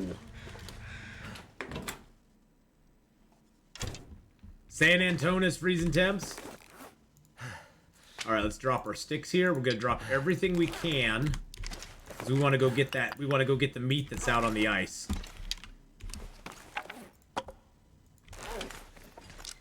I'm gonna put some tools in here. Let's see, what do we not need? I don't need my hacksaw. I don't need my pry bar. I don't need my pots, or my bedroll, or my lantern, or the flare. Torches, the whetstones. The fishing gear doesn't weigh anything. I'll throw that in there too. I'm going to keep my knife and hatchet on me. Let's put our metal in there. Let's put our cloth in there for the moment. Oh, I can't put any more. I can't put... Oh, that's full almost. Okay. Let's... Oh, one thing I needed to do is prepare up those. But what time of day is it? Oh, it's getting on to night. Okay, let's go get the meat, and then let's go. Let's go. We're going to go get our meat and come back. The nice thing is, once you take out most of the wolves around here, there's not a whole lot of wolves that'll bother you again. Also, check these wolves for feathers. Now, the reason I'm not harvesting these wolves is that if you leave the wolf corpse alone, it takes a lot longer for the wolf to decay, and so the timer for the wolf to respawn starts the moment the wolf is decayed or been harvested out of the game. So if you leave the wolves alone, they'll take a lot longer to decay, and hence the next wolf will take a lot longer to spawn into the game, giving you more time without wolves, which saves your arrows. It saves having to be worrying about wolves. It's just population control. That's the best way to look at it. Population control. Neon Bombarder, how you doing, buddy? So yeah, just leave the wolves alone. Later in the game, you don't need the wolves. You don't need the meat. A wolf will generally have 4 to 5 kilos of meat on him. The bear has 33 kilos on him, or 40 kilos on him. So you definitely want to leave the wolves alone and just let them decay like normal. Bears, moose, that becomes your main. Get a lot colder soon. That becomes your main food source in the game later on. UC, how you doing? Hello, hello. Good to see you. Good to see you. We'll be switching over in about an hour to play a little bit of Icarus tonight. I'm hoping to finish up my mission and get our stuff and things done. We finally built our generator. We have to build a tool that lets us connect our generator to the laser. And then we have to travel back to the laser, fire it up, and see where the mission takes us. But we do have a rifle. We have our hunting rifle now, so that's good. That's really good. Don't worry. Things. We got things and stuff to do. Things. It's stuff. By the way, Python Papa, how's your wife doing? I hope she's feeling a little better, and things are going good for you. I hope things are going well today. I know it's a lot of times it's day by day, but I hope they're going better for you, my friend. I really truly do.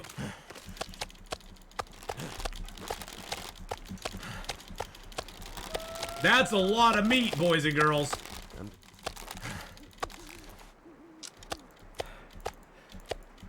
That meat will bring all the wolves to the yard. We got three stank lines on us now. 3 stank lines. My meat shakes bring all the wolves to the yard. Damn right. Actually, am I hungry? I am a little hungry. Let's eat a little meat.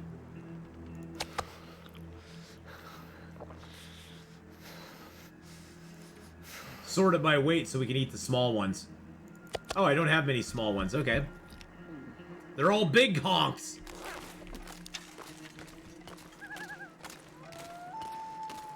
So both Achilles and Al Nuggets live in Texas. I've always wondered about Texas. Texas seems like a fun place to live sometimes. Hey, I like the idea. I like the idea of Texas. I like that you can build whatever you want there. You don't need really. I mean, there's some places you can, but I like Texas. Texas is cool. Texas is cool. I miss the milkshake redeem. Yeah, I do too. DMCA, because we have to watch out for the DMCA. We have to watch for the DMCA. It'll take a channel down. Make you a clown. Yeah. I'm not gonna risk my channel over it. Well, every state has its ups and downs. I know that. It's always the grass looks greener on the other side type thing. I mean, I love Oregon. I love living in Oregon. I've lived in Oregon all my life. Do I like everything about Oregon? Not really. I like the outlying areas of Oregon better than the major cities of Oregon. But I'm not a city boy. I'm a country guy. So I grew up basically essentially in the country. Small little town of Hillsboro, which back then was like 16,000 people. I think it's now 116,000. Ugh. It's not the same city I grew up in, that's for damn sure. But, yeah, you know. I definitely am not a big city kind of guy. I remember when I was young, coming to Portland was like, oh my God, we're going to the big city. We're going to the big city. Woo! Let's go to the big city. We'd go there to visit my grandma because she lived in Portland. And that was about it. My friends from Klamath Falls, I loved Oregon last time. Klamath Falls is a gorgeous area. Klamath Falls is a really pretty area. I've been through Klamath Falls a couple times. Cities are fun, but intimidate you. They don't really intimidate me. They just kind of disgust me. There's stuff in the big cities you just don't see in little cities. You just don't see it in little cities, in little towns.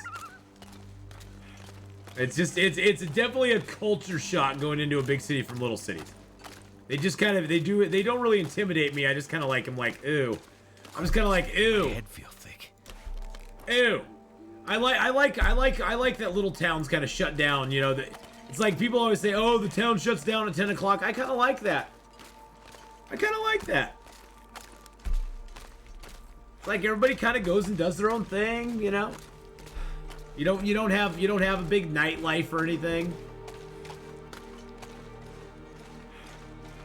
I kind of like that towns shut down at a certain time in small cities.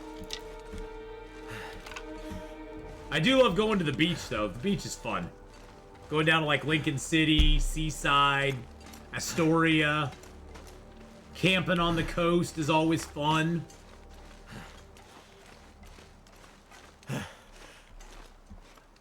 The one thing I do like about Portland is it's like an hour away from the mountains and it's an hour away from the coast. Generally. I mean, if you're going down to Lincoln City, it's a little further.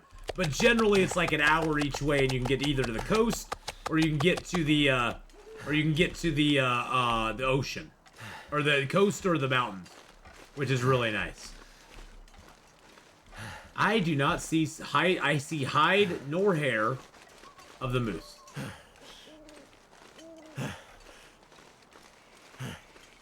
This is the only place the moose spawns in this zone, too, by the way. Is right here by the garage. He usually spawns out in this field. Sometimes he can spawn over, or he'll wander over towards those other broken down homes over there. But generally, he's out in this field out here, so. Yeah, he's always hiding from me. He doesn't like me. That's what we call the moose is not on the loose. He knows what you're going to do to him. I have no idea what you're talking about. I'm not going to do anything to him.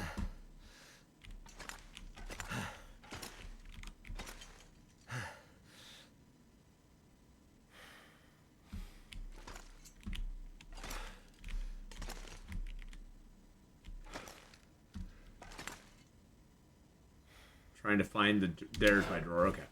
Trying to find my drawer that had all my stuff in it in the dark. Well, not the easiest thing to do in the dark. There we go.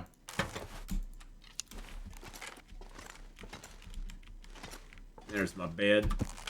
Alright, let's just pass some time on the bed. We aren't tired enough to really sleep the whole night, so we'll just pass some time on the bed. Well, hunting the moose here is not that bad because you can jump in cars. If the moose charges you, you can jump in a car and avoid his attack that way. So you can kind of shoot him, jump in the car and avoid him, jump out, shoot him again, jump in the car and avoid him. So there's kind of a way. There's a way to hunt him in this zone, which is very effective. And we have a blizzard outside, which means the moose will not spawn now. Oh, that's why I put that up there, I bet. I bet that's why I put that up there. Alright, we need to craft a couple of Old Man Beard wound dressing. If we get attacked by a wolf, wolves have a high probability of giving you an infection.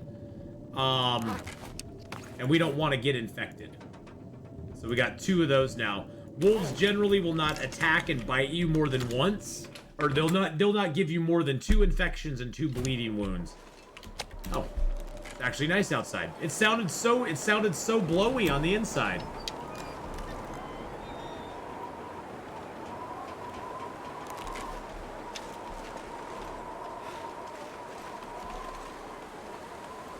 Oh, come on, this is perfect moose weather.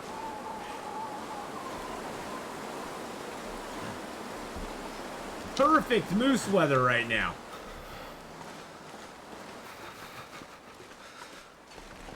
Why is the moose not here?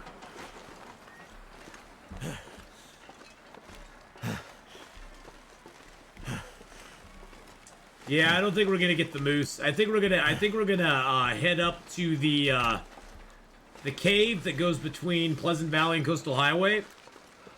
And we'll lighten our load a little bit. We'll leave some stuff here. All of our clothing is in pretty good shape. We got food stockpiled here. We got water stockpiled here. This is what I like to do is I stockpile fuel, food, water, supplies, hides, guts, arrow making material, tool kits, all this stuff. We stockpile it all, and then we take a few things. See, like right now, I'm at 36 of 45 kilos. I got another 10 kilos I can put on myself beyond what I'm carrying right now. I am going to leave this metal here, I think. But saying that banana sales cost so much on experience setting. Oh, yeah. I usually Achilles, I just play just for streaming purposes, because I don't want to just spend tons of time gathering materials. I want to have people show people the game. I usually only play on the beginner. It's a little more forgiving just on material costs more than anything. I played on all three. I haven't noticed an appreciable difference in survival between all three difficulties. I know there's a little bit with food and water consumption and stuff like that, but the main thing you notice is it just takes way more supplies. And I want people to be able to see the game and see how you can craft things and see how you can do stuff. So generally, I'll play it on a easier difficulty level, not just to make it easier, but just because the material cost is so much less on the easier mode of gameplay. That's mainly why I do it. Because I have played on the more experienced. It just takes so much. It just takes so much stuff. It takes so much stuff to make things. But yeah, it does. I mean, and ropes become very expensive. All the stuff and things become expensive, which is great. I mean, it's nice that they have that.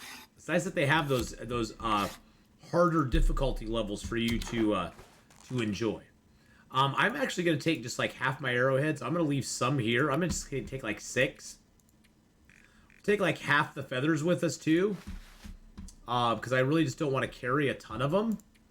I got a maple on me. That's for another bow. My bow right now is at, what is it at? 68%. We won't need to make another bow for a while. I do want to take a deer hide. A couple rabbit hides. Few guts. That's enough to, oh, actually I need one more. That's enough to make my bow and have guts for all of these to repair stuff. So we got that. Do I have any fuel on me? I have 7 sticks on me. Let's grab, no, we don't need fuel because we're gonna get more up there. I don't need the pills. The wool toque and the head wrap I'm going to take with me just to have. Cloth I'm not really worried about. We have 13 cloth. I guess I could take a few more just to have on me. I don't need the can opener. I don't need the bandages. Is that all the coffee that I have? Let's grab a couple more cups of coffee.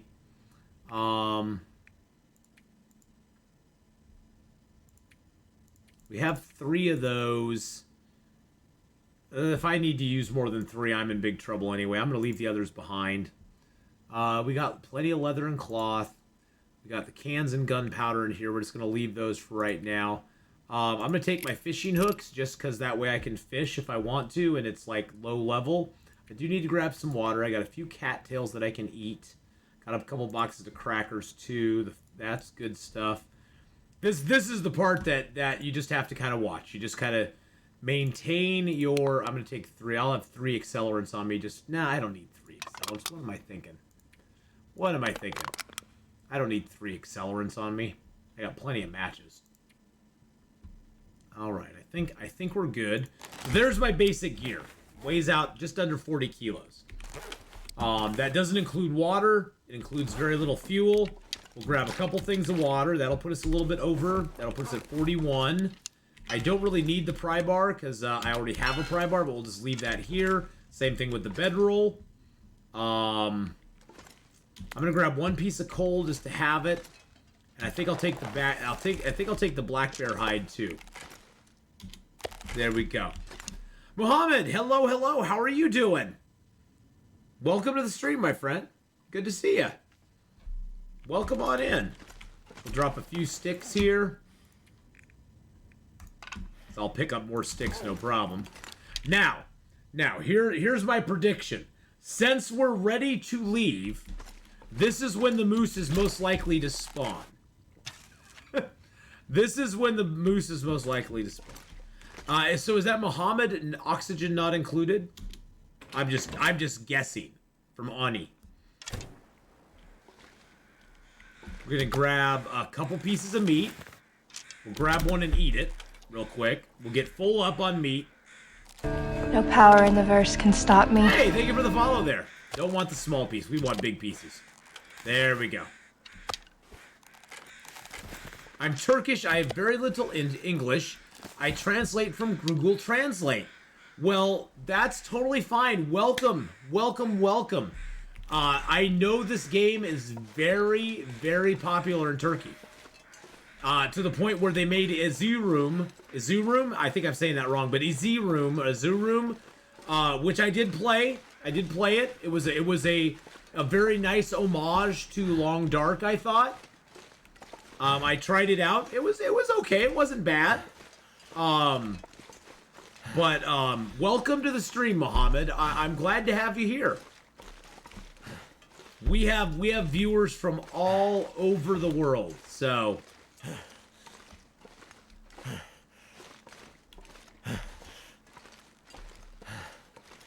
we got to be careful. There's a bear that spawns up in this area. I do not want to run into him. This is where listening comes in handy. I hear the crows. Those are just flying over. In Russia, popular too. We like, yeah. Well, this game has a lot of overseas people that love it. A lot of overseas people that love. I mean, UK, Turkey, Korea, Russia, Ukraine. There's a lot of overseas interest in this game. Canada, of course.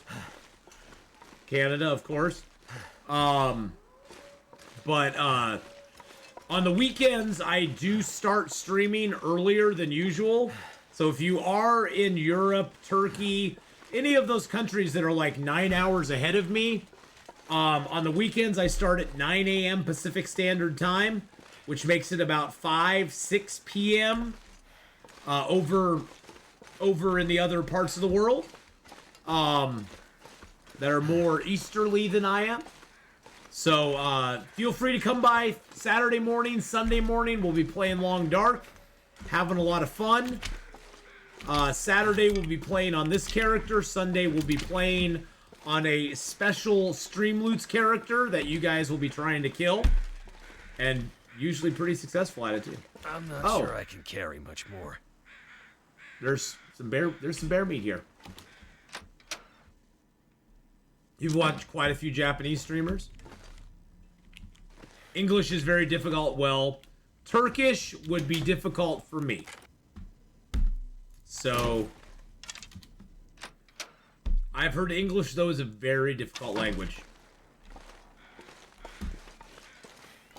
I mean, I have trouble with English, and it's my first language, Mohammed. So don't worry about it.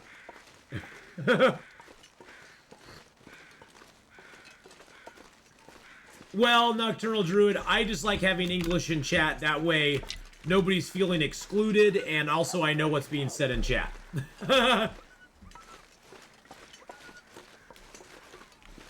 I'd like to learn Japanese one day. I love the way it sounds. Turkish is simpler than English. I wish I had English. Yeah, well, English I think is such a...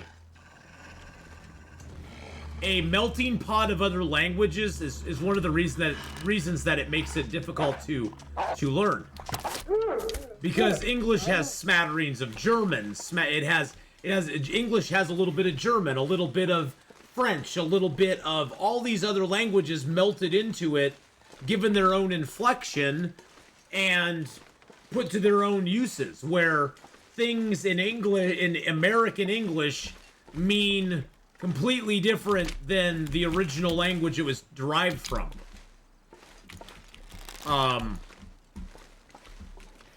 So English is a very weird language. Yeah, and there's a lot of words that are spelled the same but have different meanings. There's words that sound the same but are spelled differently that have different meanings. There's conjunctions of words that have different meanings as well. English is a very weird language. You need to, for everyone to understand as well as understand yourself. Just wanted to let our newest AthPack member know. Yes. Oh yeah. No worries. No worries. No, that's Nocturnal Druid. I totally appreciate that. And honestly, I don't have any problem with someone coming in and saying one thing, just saying hello in another language, because they may not know. You know, but we've had instances where people have come in and used another language to swear in channel and stuff, and so we just ask, you know, that you don't. We just ask that you don't.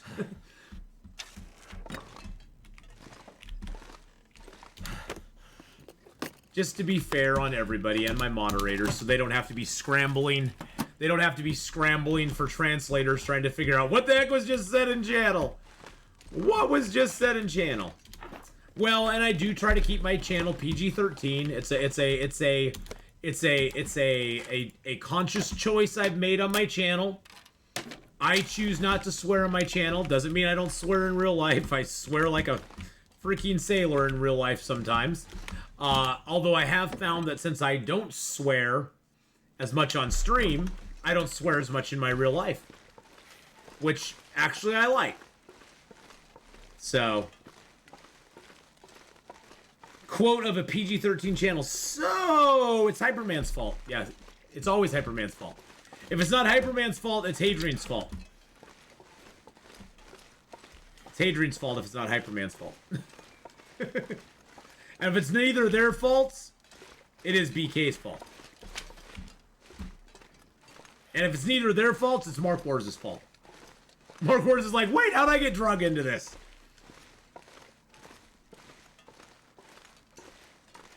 It's simultaneously the easiest and hardest language I've ever learned. Duolingo has a pretty decent program and it's free. Oh, cool. Very cool.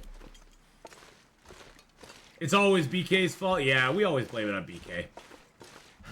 We're gonna go travel to the tower here because the lookout tower in Coastal Highway is a guaranteed match spawn.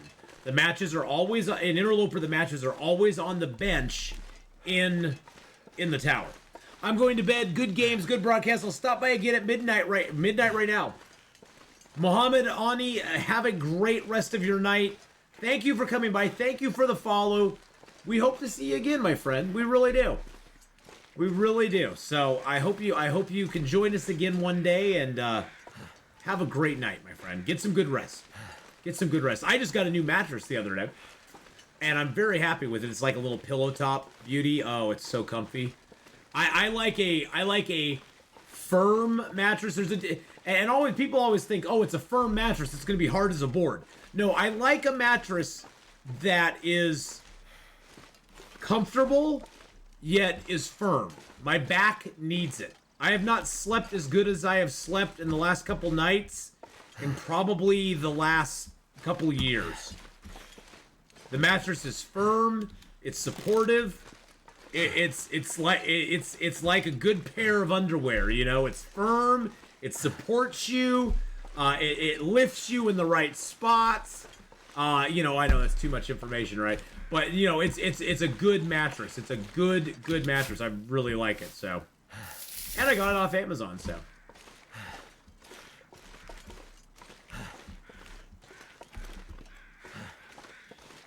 Such a nice day out. Jeez. You know what? It's such a nice day out. I think what we're going to do is go get ourselves a piece of cedar or fir down here. Whenever you have -1 degree temperatures, summertime, how you doing today? Hope you're having a wonderful day. Summertime. Whenever you have 1 arrow down temps. Oh, wow.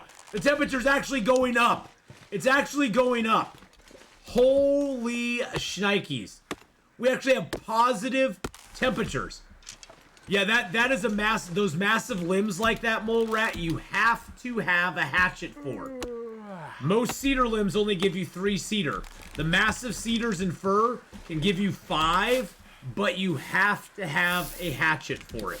You cannot do it with a hacksaw like you can with the smaller ones.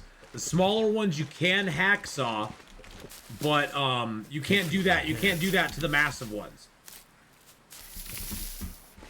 I was working on a bunch of languages just before the pandemic and my mother's stroke.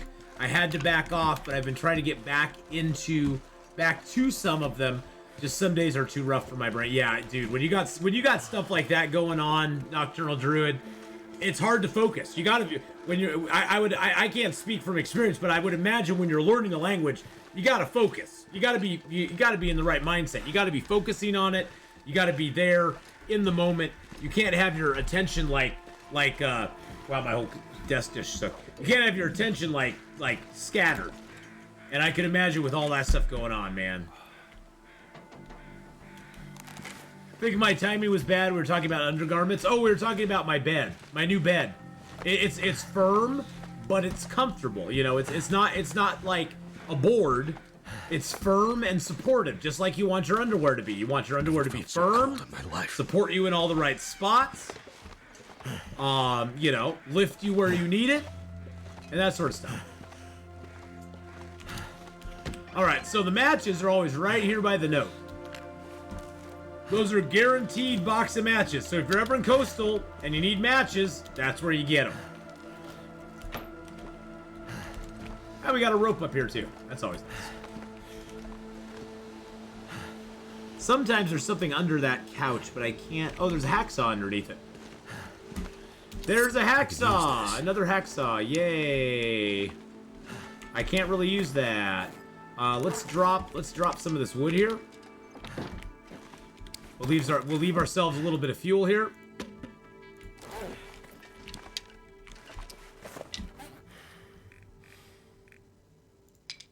I leave fuel everywhere. So what you're saying is clip that. You know, you can clip it if you want. You can clip it if you want. Need a scribble? That's fine. 2 hours to break that down. We don't got 2 hours left. We ain't got 2 hours. That door always hits me in the face if I'm not careful. It's getting dark out here. Time to look for shelter. Time to look for shelter. It's getting dark out here. It's time to look for shelter. Funny. We're already in shelter, you big doofus. We're already in shelter, you doof. This pack is getting kind of heavy. It is getting kind of heavy. It's Heavy D and the boys. It's Heavy D. All right, let's get a little rest. All right. Well, we'll go into the cave tomorrow. We'll be getting our 11th stem in there. We got 11 stems now. We'll have 11 stems. We got 10 right now. We'll have our 11th stem tomorrow. We're going to get our little bit of rest. I'm going to go down and tie this rope off. Ow! It hurt my face.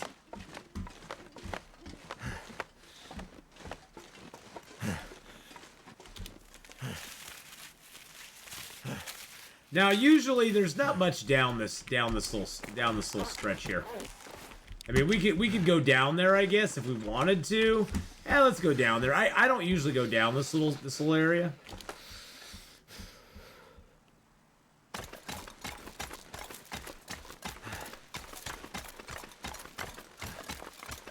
One thing that is sorely lacking in Coastal Highway, Coastal Highway's negative is there's no outdoor caves in this zone that are warm. And then this rope will take us down, to the little little huts down below. Those little rabbit huts. There is a cave-like structure here that usually has a body in it. But there's nothing really in... This is not a warm cave. It's still cold as crap in this cave. Wow, we found a third pair of underwear. I'm shocked they're still good on day 150. I am shocked. Shocked, I tell you. That they're still good. We're a little bit heavy. A little bit heavy now. Can't feel my feet. I know, buddy.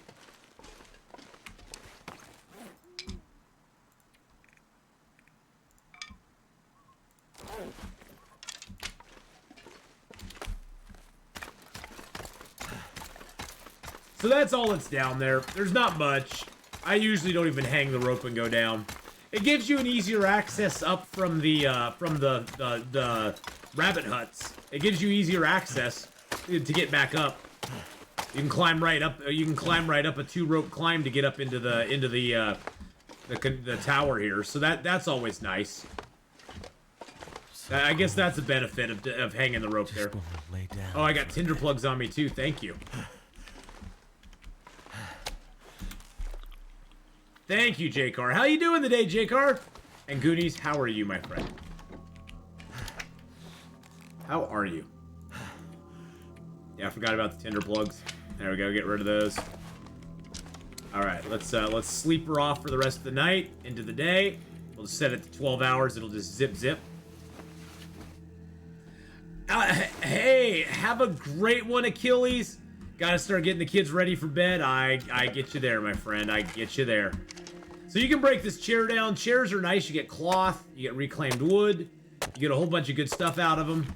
I'm actually going to leave the reclaimed wood here, though, because I don't really want it on me. The cloth I'll take. Thirsty.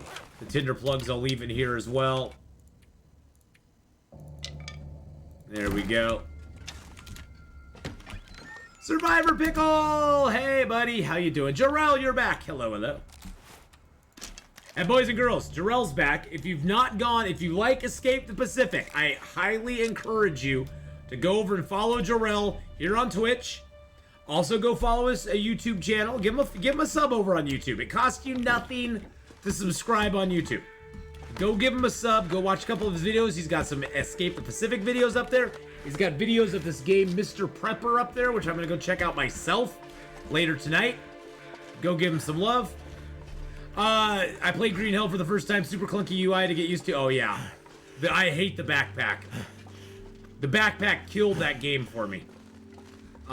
Green Hell's a very immersive game. It's really good. It's really good. The backpack sucks. The backpack Tetris gets really old really quick. Backpack management is its own little struggle in Green Hell. Green Hell's a really pretty game, though, Survivor Pickle. Yeah, and he'll be streaming some Escape the Pacific in about an hour and a half tonight, too. So we may just go catch him at that point, too, because that'd be awesome. How long will you be streaming tonight for, Jarrell? Like 4 or 5 hours? 3 hours? 4 hours? 5 hours? 10 hours? 12 hours? Gotta step it up. 10-hour, 12-hour streams. You gotta start doing them. I stream for like 12 hours both Saturday and Sunday. So I stream 12 hours both of those days. Because I'm like, whatever. People are like, how do you stream and talk for 12 freaking hours? I don't know. What am I working on Great Bear? I am trying to get all of the stims in the game. So far, I've collected 10 of them. We don't have the stim from in here, and we don't have the stim from the barn in Pleasant Valley. So that's what we're going to go do right now. I'm going to change my stream title real quick, though.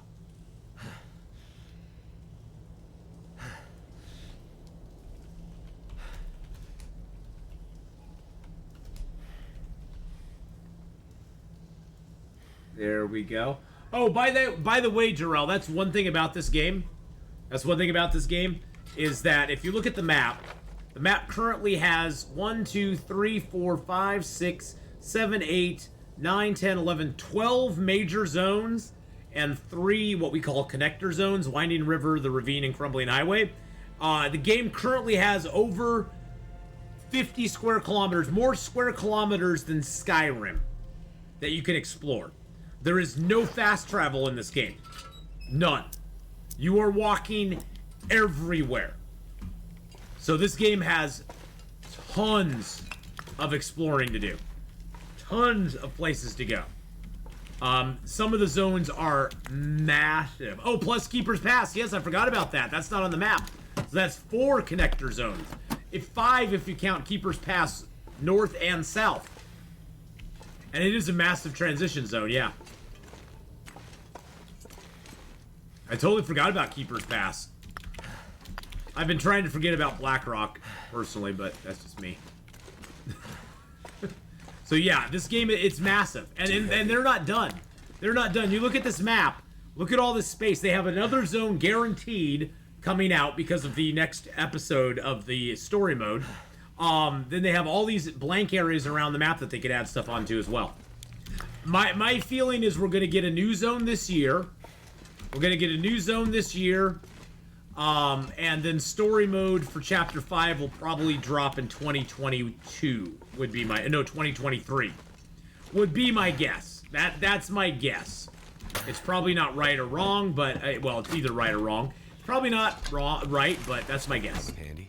Alright, there's our 11th stim, boys and girls. This is this cave here between Coastal Highway and Pleasant Valley. I call it the Coastal Highway stim because there is actually no stim in Coastal Highway.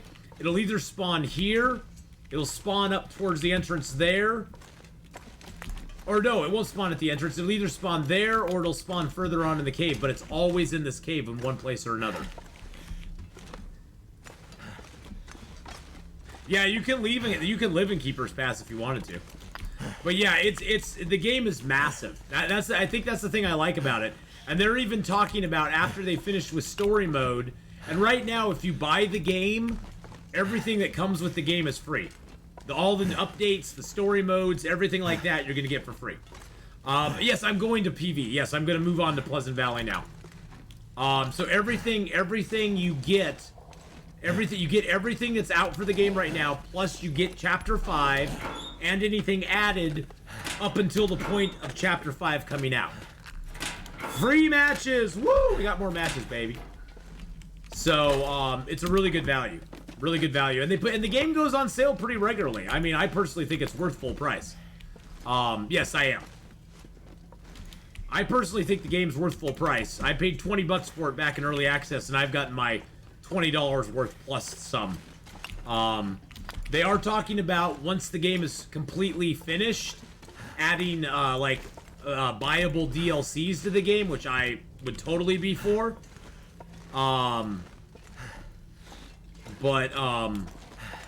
I mean, it's great. Yeah, this game, everything that comes out from it, everything that's coming out in the future for this game right now is all free content. If you buy the game, you get everything that's in the game right now, plus you get Chapter 5 and stuff. So it's on Steam, it's on Xbox, it's on the Switch. Yeah, you bought it twice and you feel like you're ripping Hinterland off. I know. They have the soundtracks up on Steam. You can find the game. It goes on sale on Steam on a pretty regular basis for like 50 to 60% off. I think over Christmas it was like $10 or $11 for the game, which is a steal for this game. You're robbing Hinterland buying it for that price.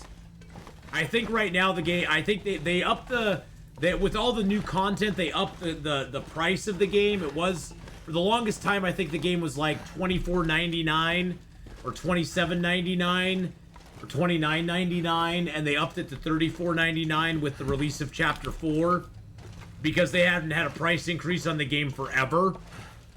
And even at $34.99, it's a great deal. Another one to look at and maybe keep your eye on is Horizon Zero Dawn. It's a pretty expensive game usually, but it goes on sale pretty regularly. Oh, this game is easily worth $60. If this game was $44.99, I would still recommend it as a deal. It's got so much content. You can sink so many hours into this game and never get bored. Because, and I think part of it is that permadeath feature. You have to start over. You have to start over if you die. And so it encourages replay, because every game of survival that you play is a little bit different. Where you find gear, what you're gonna find, what you're gonna run into. And that's the thing, is like the permadeath just adds that extra feature to the game that honestly most survival games do not have. Oh, Mole Rat, I have over 5,000 hours playing this game, and I still am running into things that I never found before. I'm like, oh, I never knew this was there. Oh, I never knew this was over here. Now, one thing you always want to do when you go through a mine is always pick up your coal. Even if you just drop it at the entrance like I'm doing, that sets it so the coal will respawn in the cave. It takes about a week to 2 weeks for the coal to start respawning in the cave, but now we've started the process. So if we ever come back through here, we'll have more coal. We picked up like 40 coal going through that cave. So we'll have more coal when we come back to this cave later on, which is great. Learning to leave the runs as ephemeral is incredible, yes. Yeah, you can play hundreds of hours and never visit everything. I know you haven't used stone cache since I don't like the stone caches, are a waste to me. Wow, look at that view. Look at that view. And that right there is why I play Long Dark. Look at that freaking view. Oh god, that's gorgeous. Oh, that's worthy of a picture. Good god, that's beautiful. Just stand there, take a Hadrian. We're doing a Hadrian moment right now, boys and girls. This is a Hadrian moment. Where you just sit back and you just look out and you go, wow. And that is all explorable territory. Everything we see in front of us is all explorable. It is a Hadrian moment. Where we stand up here on the ledge and we go, that is just freaking incredible. I wonder if we can pick out some things on here too. You see right down there that's the crossroads down there. The barn is, see that little ridge right there? The barn is just beyond that. The farmhouse is over in that direction. Up over there is the radio control hut. If you go up over this way, you can get up to Timberwolf Mountain. Now you can travel around this way and take the long way around. And there's a road that goes all the way up that cliff side as too. But that ridge you see in front of us, that's Skeeter's Ridge over there, with the Draft Dodgers cabin right about over in that area. It's really pretty. Really beautiful. Well, we're going to head down here. We're going to ninja mountain goat down the side here. Yeah, Tippity, I just don't find... It takes 50 stones to make a stone cache. And I just would rather leave my stuff on it. Actually, we're going right now to Thompson's Crossing and then on to the barn to collect our stim there. No! No! I sounded like Homer Simpson. No! I guess I'll wait till I get to the bottom. I didn't know Homer Simpson was in this game. So I've already been on this run, Mole Rat. We've already summited. We actually went to Ash Canyon and the summit before we ever got to a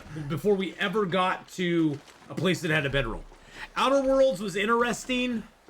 I didn't get into it too much. I own it. I haven't played it a lot. Surviving Mars was okay. It's more of a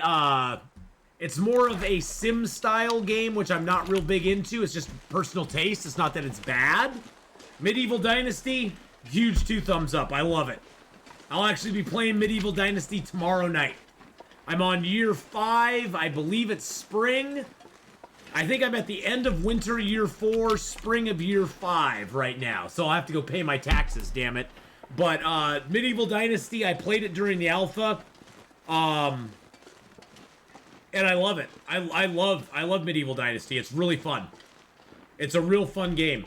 It is very, the only warning I'll give you is it's very detail-oriented for, especially when your village gets big, you have to really pay attention to assigning your workers jobs, making sure they have the tools for them, make sure your buildings stay in good shape, make sure they have food and water and wood available to them, especially during the winter time.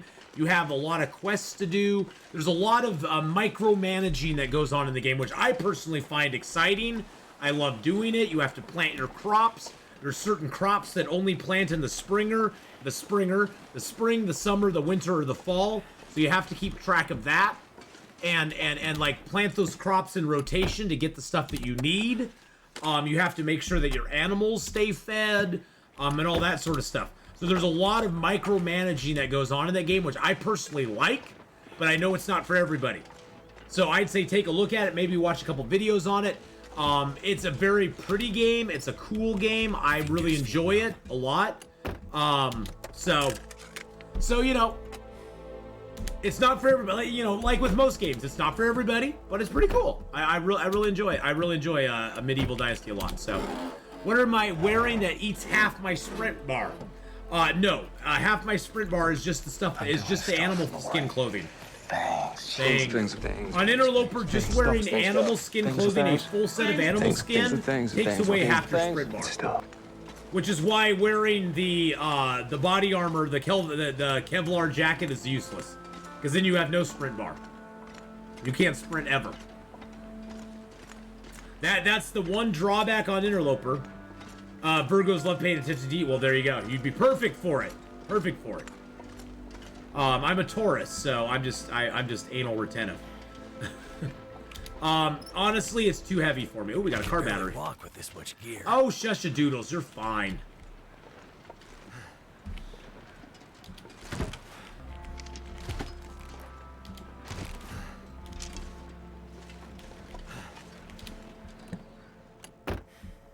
But yeah, I really like Medieval Dynasty. It's a good time. It's got survival aspects to it. It's got world building and story aspects to it. It's got some micromanaging stuff, but it's all first person, which I love. I'm a big first person player. I don't like games that are like isometric view. I don't mind like State of Decay 2, where it's sort of a third person. I don't mind that, because I played a lot of that in EverQuest.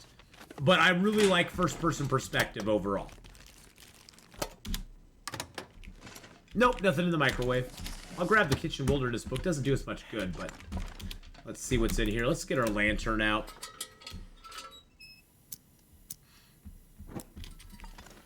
I just think for my gameplay, the tactical jacket is just too heavy. Hey, there's some matches. Check the register. Dude. But yeah, I mean, so for me, here, I'll show you real quick. So, the reason I have so little sprint is, like, that's minus 10, minus 20, minus 5, minus 5, minus 5. That doesn't cause any. Minus 5 for those. This stuff doesn't cause it, but it's all this heavy clothes. When you have to make fur clothing, you lose the benefit. Because, see, in Stalker, Pilgrim, and Voyager, you can totally get away with wearing man-made clothing. And man-made clothing is lighter, and it doesn't cause sprint reduction like the fur clothing does. And you can totally get away with that in Stalker, Pilgrim, and Voyager. In fact, in Stalker, Pilgrim, and Voyager, there's really no logical reason to make fur clothing. Other than just the, you know, I'm bored, I want something to do, and I want to make it. In Interloper, you have to. In Interloper, fur clothing is way better than any of the man-made clothing that you can find as far as warmth goes. Why would rabbit mitts make you run slower? I have no idea. I have no idea. I didn't know the ballistic vest gave you plus 20 degrees. I've only gotten it once, so I've never really inspected it very closely. The ballistic vest, yeah, it's kind of crazy. Hey, Drunken Buggy! Hello, hello, my friend. How are you tonight? Stay light, stay quick. Mostly I'm a ninja assassin type, dual-wield knife axe maniac. There you go, you know. Then you would really like Horizon Zero Dawn. In Horizon Zero Dawn, you do a lot of stealthy, sneakies. Oh, we got a coat. That's kind of cool. I mean, that would have been cool early game. Not now so much, but that's a cool early game get. That's like the best coat, one of the best coats you can get in the game. Hey, some pills.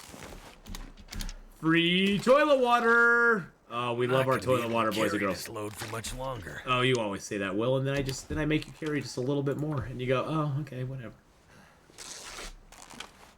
And you go, okay, whatever, buddy. That's what I say to Will. I go, yeah, whatever, buddy. You'll carry what I tell you to carry, son. Do we have anything to put down? Hoppity bippity boo, cured black bear hide. Oh, I got these books I can drop. Drop. I have a whole bunch of coal on me too. I think I'll leave some of that here. Community center's a nice little stop off. It's not a great. I don't. The thing I hate about Thompson's Crossing is it used to be back in the old days of the game, back before they added Thompson's Crossing here. This whole thing was just a field, and all you had was the store, and you had a house on the other side of the bridge. With Thompson's Crossing added, they took pretty much what I feel, they took all the loot from the store, because the store used to have massive amounts of loot in it. The house over there had massive amounts of loot in it. They took all of that loot and they scattered it throughout this entire area. Now, the advantage of Thompson's Crossing is you do have the 6-burner stove, which is amazing. I've never found anything in these kind of oven warmer things. So it has the 6-burner stove, which is great. But that's about it. That's about it. Dismantle the building? No. I recommend a book called De-Evolution. It's about Sasquatch, and it's based in your area. Just got done with it. Ooh, very interesting. I'm currently in the middle of several series. I'm currently in the middle of the Demon Cycle, written by Peter V. Brett. I just started the 3rd book, The Daylight War. I have 2 more books. I have the Skull Throne and the Core still to go. They're both like 800-page books. And then I have another book that I just bought that is written by a gentleman named Shad, who has a YouTube channel called Shadiversary, he's a rather medieval expert. In my opinion, he's a medieval expert. He's a medieval enthusiast. And he breaks down certain tropes about medieval stuff and things. I've been watching a lot of his YouTube lately. He's very, very knowledgeable. Very interesting to watch. Talking about swords, castles, medieval guilds, and that sort of stuff. So if you're ever interested in any of that stuff, go check out Shadiversary. Or yeah, it's like University. Except it's Shadiversary. University? Shadiversity. Yes, Shadiversity is awesome and fun. Yeah, I just picked up his book he wrote. He wrote a book. He wrote a fantasy novel, so I picked it up. I was like, well, heck, I'm going to pick up his book. But yes, he's a very interesting YouTuber. I've been watching a bunch of his stuff lately. I love his medieval stuff. His medieval stuff is just fascinating. It's fascinating stuff that he talks about. So yeah, I've been watching a bunch of his stuff lately, so I highly recommend his channel. But yes, this one is by the author of World War Z. Oh, okay. That horrible movie with Brad Pitt in it. That movie just annoyed the crap out of me. I got excited because it was Star Wars. Is very good, very good. If you just look up Shad medieval stuff on YouTube, you'll run across him. He's got tons of videos out there, tons of videos. Very, very interesting YouTuber. I've been enjoying a lot of his stuff lately. So he also does breakdowns of fights. Like he'll look at like he did a breakdown of the fight in Revenge of the Sith between Luke and between Anakin and Obi-Wan. You know, and kind of broke it down frame by frame, showing where the thing he hates about sword fights in movies is he hates spins. He always is like, oh god, he's spinning again. And that guy would be dead. In a real sword fight, he's dead. He's dead right now, and he's dead again. And he's dead again. And he's dead again. It's hilarious to watch him break down sword fights, because he's just like, oh god, and he's dead again. He really, he's very technical on it, you know. But he actually really liked the Revenge of the Sith sword fight, because he was like, they got good guard positions. They're you know, they're quick short strikes going back into the guard position. You know, so he was very, very highly impressed by how they did on that fight. The book was and usually is better than the movie. Yeah, I heard the book was really good. I heard it was really good. How did you arrive at your Kickin' Chan name? Oh, my channel name? It was my first EverQuest character, Jorel. My first EverQuest character that I leveled to max level, which back then was level 70, was Atheenon. He was a Dark Elf Necromancer that I started playing in 2000. And played all the way through Plains of Power and Gates of Discord. We defeated all the zones in Plains of Power, all the way through Plane of Time. He was a Dark Elf Necromancer, massively OP, amazing researcher back when research skill was actually something that was coveted and people wanted you to be researching because that was the only way they could get spells. Before they basically just made them all available in Plains of Power and basically killed the research market, just like Plains of Power killed the Druid Wizard Portal market as well, and pretty much every other market in the game that players use to gain, you know, gold and platinum through. Yeah, Dark Elf Necromancer, played him all the way to level 70. I think he's still around. I mean, I don't know what server he's on at this point, but that Atheenon was my first major EverQuest character that I played. And when I started doing stuff online, you know, I just got email accounts in that name. I got you know, my YouTube channel in that name. I got you know, all my social media stuff in that name. Because it's a fantasy name. It's like having Googly Goggly Gook. Nobody's going to have that name, you know. So it was very easy to get, and, you know, it just kind of fit. And I've stuck with it ever since, so. But yeah, definitely Nocturnal. Check him out. Check him out. And it's nice, Jarrell, because I've saturated all of my social media with it.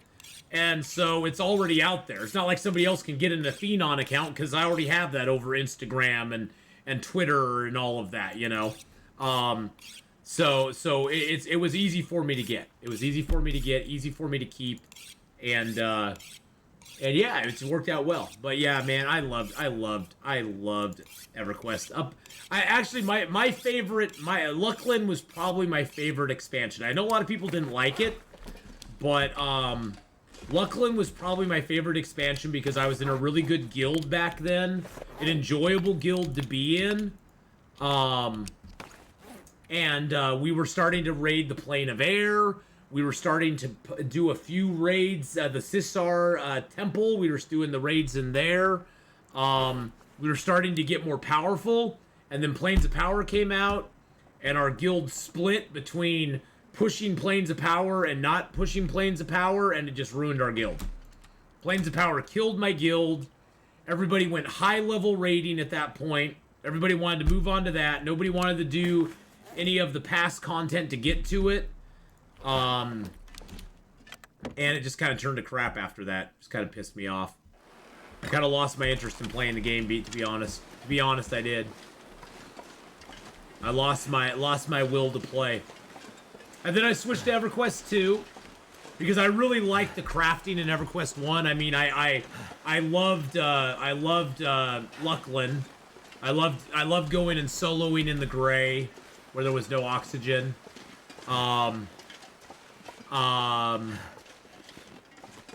I loved going and doing the ring quests on Velius. I loved going and doing the ring quests in Velius. That was fun. I was a big crafter in EverQuest 1. And so when EverQuest 2, see, that's the thing, when EverQuest 2 started coming out, they were really hyping in EverQuest 2. You can be an adventurer, but we're also going to have this massive merchant class. We're going to make a merchant thing. We'll have merchant guilds, crafting guilds that you can join, crafting halls that you can join the guild in, and you can become a crafter. You can actually form relationships with other crafters. You don't have to be an adventurer. You can go adventuring if you want, but you don't have to be one. You can go crafting, and you can become a crafter, and that can be your main occupation. And I was like, damn, that sounds awesome. I've been looking for something like that. And that lasted about 6 months. And then all the high-level raiders and high-level adventurers pissed and whined because they couldn't buy the really good. They couldn't buy the really good gear from the crafters for super cheap, and they couldn't make them themselves because they couldn't spend the time doing it. And back then, crafting in EverQuest 2 was very interwoven. The only crafting that wasn't really interwoven was like making food and making potions. Potion crafting, alchemy, and food crafting wasn't really like interwoven with the other skills, but making spells, making the ability upgrades was all very interwoven. I mean, I was a researcher, and I had to find woodworkers to make quills and stuff for me. And paper, and I had to find alchemists that would make ink for me, and then I could put it all together and make the end spell. So I had to have good relationships with all those different crafters to do that. Well, the high-level raiders didn't like that. They didn't like that they had to pay high prices for their stuff. They wanted to just be able to easily make it themselves. So they whined and pissed and moaned about it. And EverQuest 2 caved in and basically dumbed down all the crafting, got rid of the crafting guilds, got rid of all the stuff, and basically just turned it to crap. Papa Giorgio, crazy hearing you talk about EverQuest and how you use the account name. I had a Dark Elf Necro. I used the name on my original character account for accounts. Yeah, exactly. It was easy to do. You know, it was an easy step. But yeah, it just kind of annoyed me. And then EverQuest 2 was fun for about the first, I don't know, 3, 4, 5 years I played it. And then it all became about high-level raiding, which is what most MMOs kind of devolve into, where nobody wants to, well, it also devolves that way because everybody who hits the level cap always wants the level cap to be increased then, which is fine, except that the previous expansions, you know, raidable content basically becomes soloable content or one groupable content. You don't need a full raid to go do it anymore, because now you are so OP that previous level raid content is just garbage. It has no challenge to it any longer, which kind of sucks. Yeah, I'm going to the barn actually. No power in the verse can stop me. Papa Giorgio, thank you so much for the follow there. I really appreciate that. So yeah, that just became, you know, and also it seemed with every update they would change the meta in EverQuest 2. So for this update, you need to now restructure your entire gear to get a certain protection. And then this update, we're going to restructure it all again. So now that protection is no longer needed, but now you need to have really good DPS. So you need to spec for DPS. And now we're going to restructure it all again, and now you need to spec for resistance. And then we're going to, it just got annoying. It's just like, just put out good content. And a lot of the content just seemed very bland. later in EverQuest 2. It was like reskin content from previous expansions, and they just kind of shat themselves without giving us any good stories or anything. So I just kind of got bored of EverQuest 2 after a while. It became a grind. It became a grind to get the good gear. So I just like, yeah, I'm kind of done. So the barn here is where we're gonna find our stem. Oh, we found it in the easy spot. I was gonna say it can either appear on the floorboard in the truck. If it's not on the floorboard in the truck, if you just go up these little stairs here, you can come up these stairs, and it will usually be over underneath this little thing here, or it'll be on the shelves over by those cupboards over there, or by the lockers. So now we have 12 of the 14 stems that we can get in the game. So each interloper game will have anywhere from 13 to 14 stems in the game that you can get. The one that is not always around is the stem that is in Broken Railroad. Broken Railroad has 2 to 3 stems that you can get. There's a guaranteed stem at the hunting lodge in Broken Railroad, and there's a guaranteed stem at the bottom of the canyon in Broken Railroad. The other stem is possibly in the maintenance yard, and that usually appears underneath the one of the crates. So underneath one of the crates, you can or cannot get a stem. We were lucky. We got ourselves a stem there. You don't always get it there, though. So whether you get it there or not is kind of a question mark, but it is a possibility. And now we have a lot of stuff on us. We'll get this note. Because I always pick the notes up, because why not? Check our good friend Body McBodyface. I need anything right about now. Yeah, we need food. We need food pretty badly, actually. We got a lot of energy. Let's go see if we can hunt a wolf or something. I need to drop some stuff here, though. I did pick up a bunch of cattails, though. Let's eat those down. Let's eat those down. We got a lot of cattails. We're good. We're good. A bunch of cattails. We did find a candy bar, too. We'll eat that. For me, late game long dark is hunt as you go. You don't really carry a lot of food on you. Maybe if you know you're going on a journey and you have it available, maybe grab a couple kilos of meat to take with you. Like a couple kilos of bear, a couple kilos of moose. Take it along with you. Generally, though, you can hunt as you go. If you really need to, you can kill a wolf. Wolves are everywhere. Kill a wolf. Eat them up. Yum. They'll survive, you know, it'll fill your belly for a little while. That's why you carry a little bit of wood on you. Let's just pop outside real quick, see what we can see. There's a bear that's over in the birch forest over here that we could possibly get. It'd be great to end it on a bear. Bear! He's the bare necessities, the simple bare necessities. Forget about your worry and your strife. How many days? We've survived now 150 days exactly. 150. We're at the 150 mark.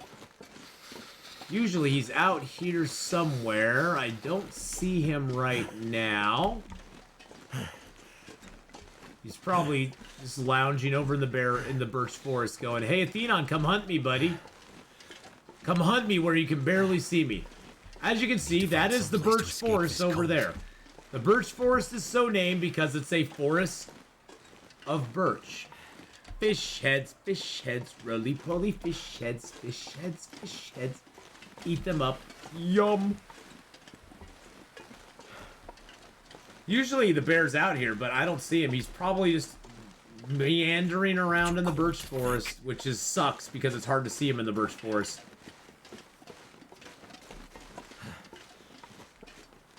I better get my flare pistol out just in case.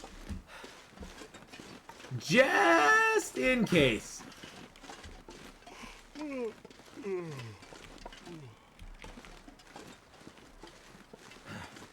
But yeah, we are on day 150.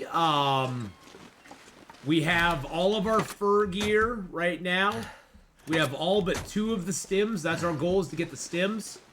Which means we have to go to Bleak Inlet. We have to go to Blackrock. Because there's stims in both of those zones.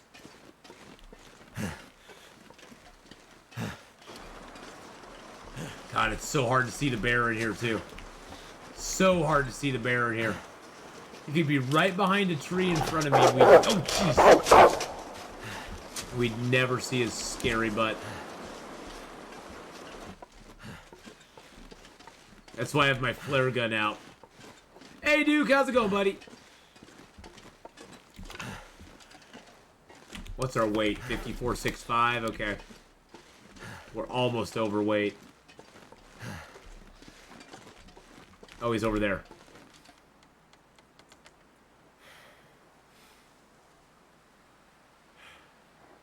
Yep, he's over here. I hear him over there. I heard him out of my left ear.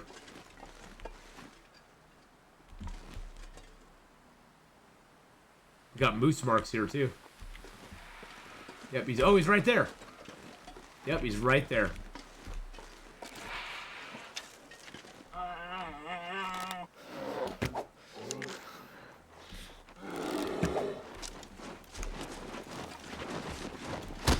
Oh, shoot, I couldn't get it out in time. I couldn't get it out in time. I thought I had time. I thought he was long enough away. I thought he was far enough away, but I didn't have time. Teacup! Teacup! The bear says hi. Bear says hi. Wah, wah. Oh, we aren't dead. We aren't dead. It's gonna hurt, but we ain't dead.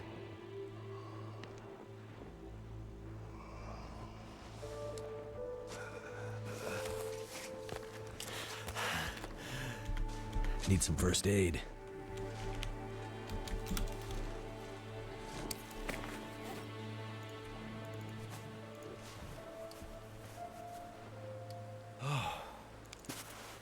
Here we have the majestic Atheenon, scouring the frozen wastes of That guy Canada was like... in search of a mate. If you listen carefully, you can hear his intoxicating mating call. Teacup! Teacup!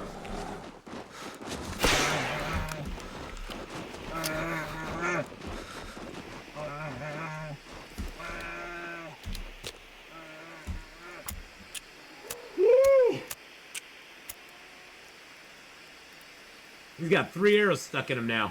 Should be bleeding out sometime soon here. Come on. Come on! Come on! Come on, come on! Nice thing about the birch forest... Nice thing about the birch Fire's forest life out here. is that it has lots of birch in it. Lots of birch bark. We got 11 bears down right now. Let's just pass a little time. No, actually, you know what? Let's not pass time. Let's make a little bit of water, because I'm low on water right now. Let's reload our gun, by the way.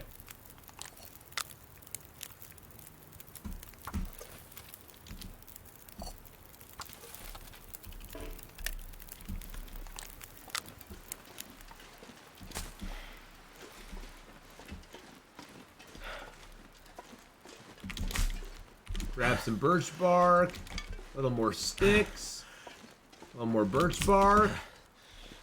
Now we do have moose sign here as well. There's moose sign right there, so that means the moose is up in this area too.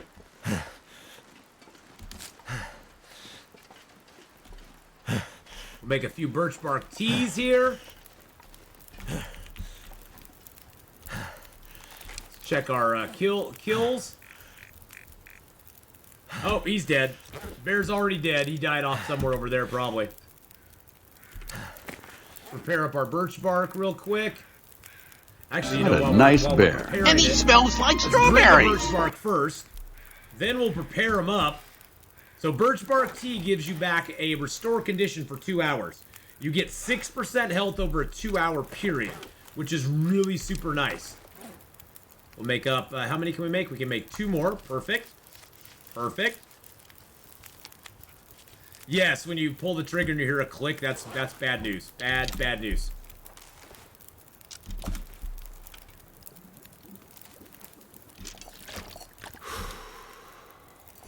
I don't need to make water.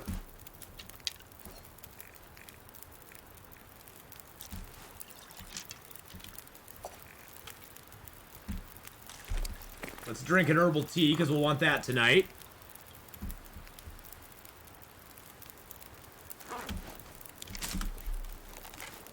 And we'll drink one more of those, because it's all nice and warm now.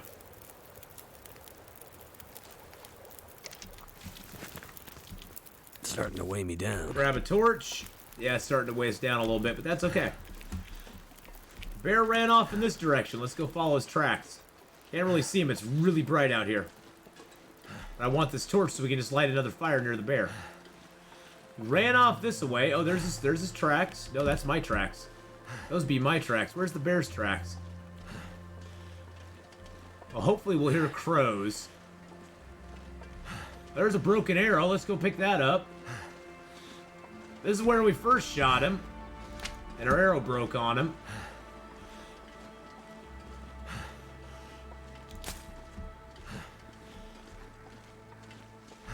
I hear the crows in front of me.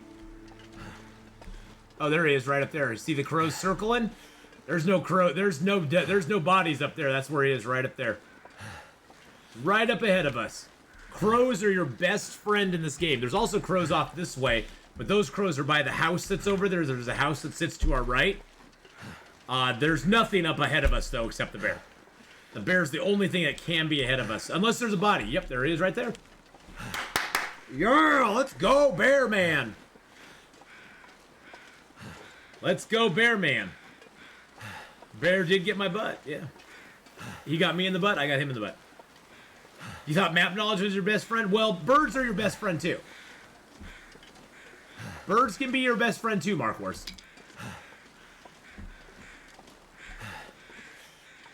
No, crows and map knowledge. Map knowledge first, birds next. They can sort of be like your second bestie. Not your first bestie. Oh, yeah, I did shoot it. Well, I shot him in the face. And then I shot him in the butt.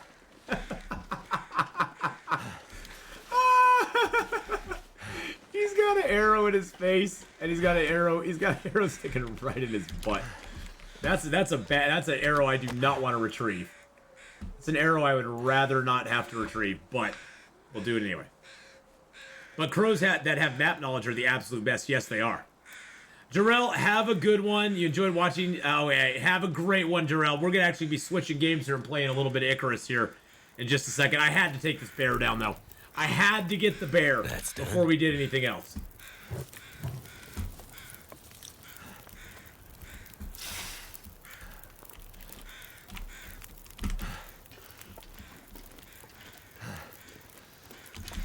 All right. Let's harvest Mr. Bear up. There's my other arrow. We'll use our hacksaw because we can. I just need to close my eyes. Which I never knew we could. And have a great stream, Jarrell. Have a really good stream, my friend.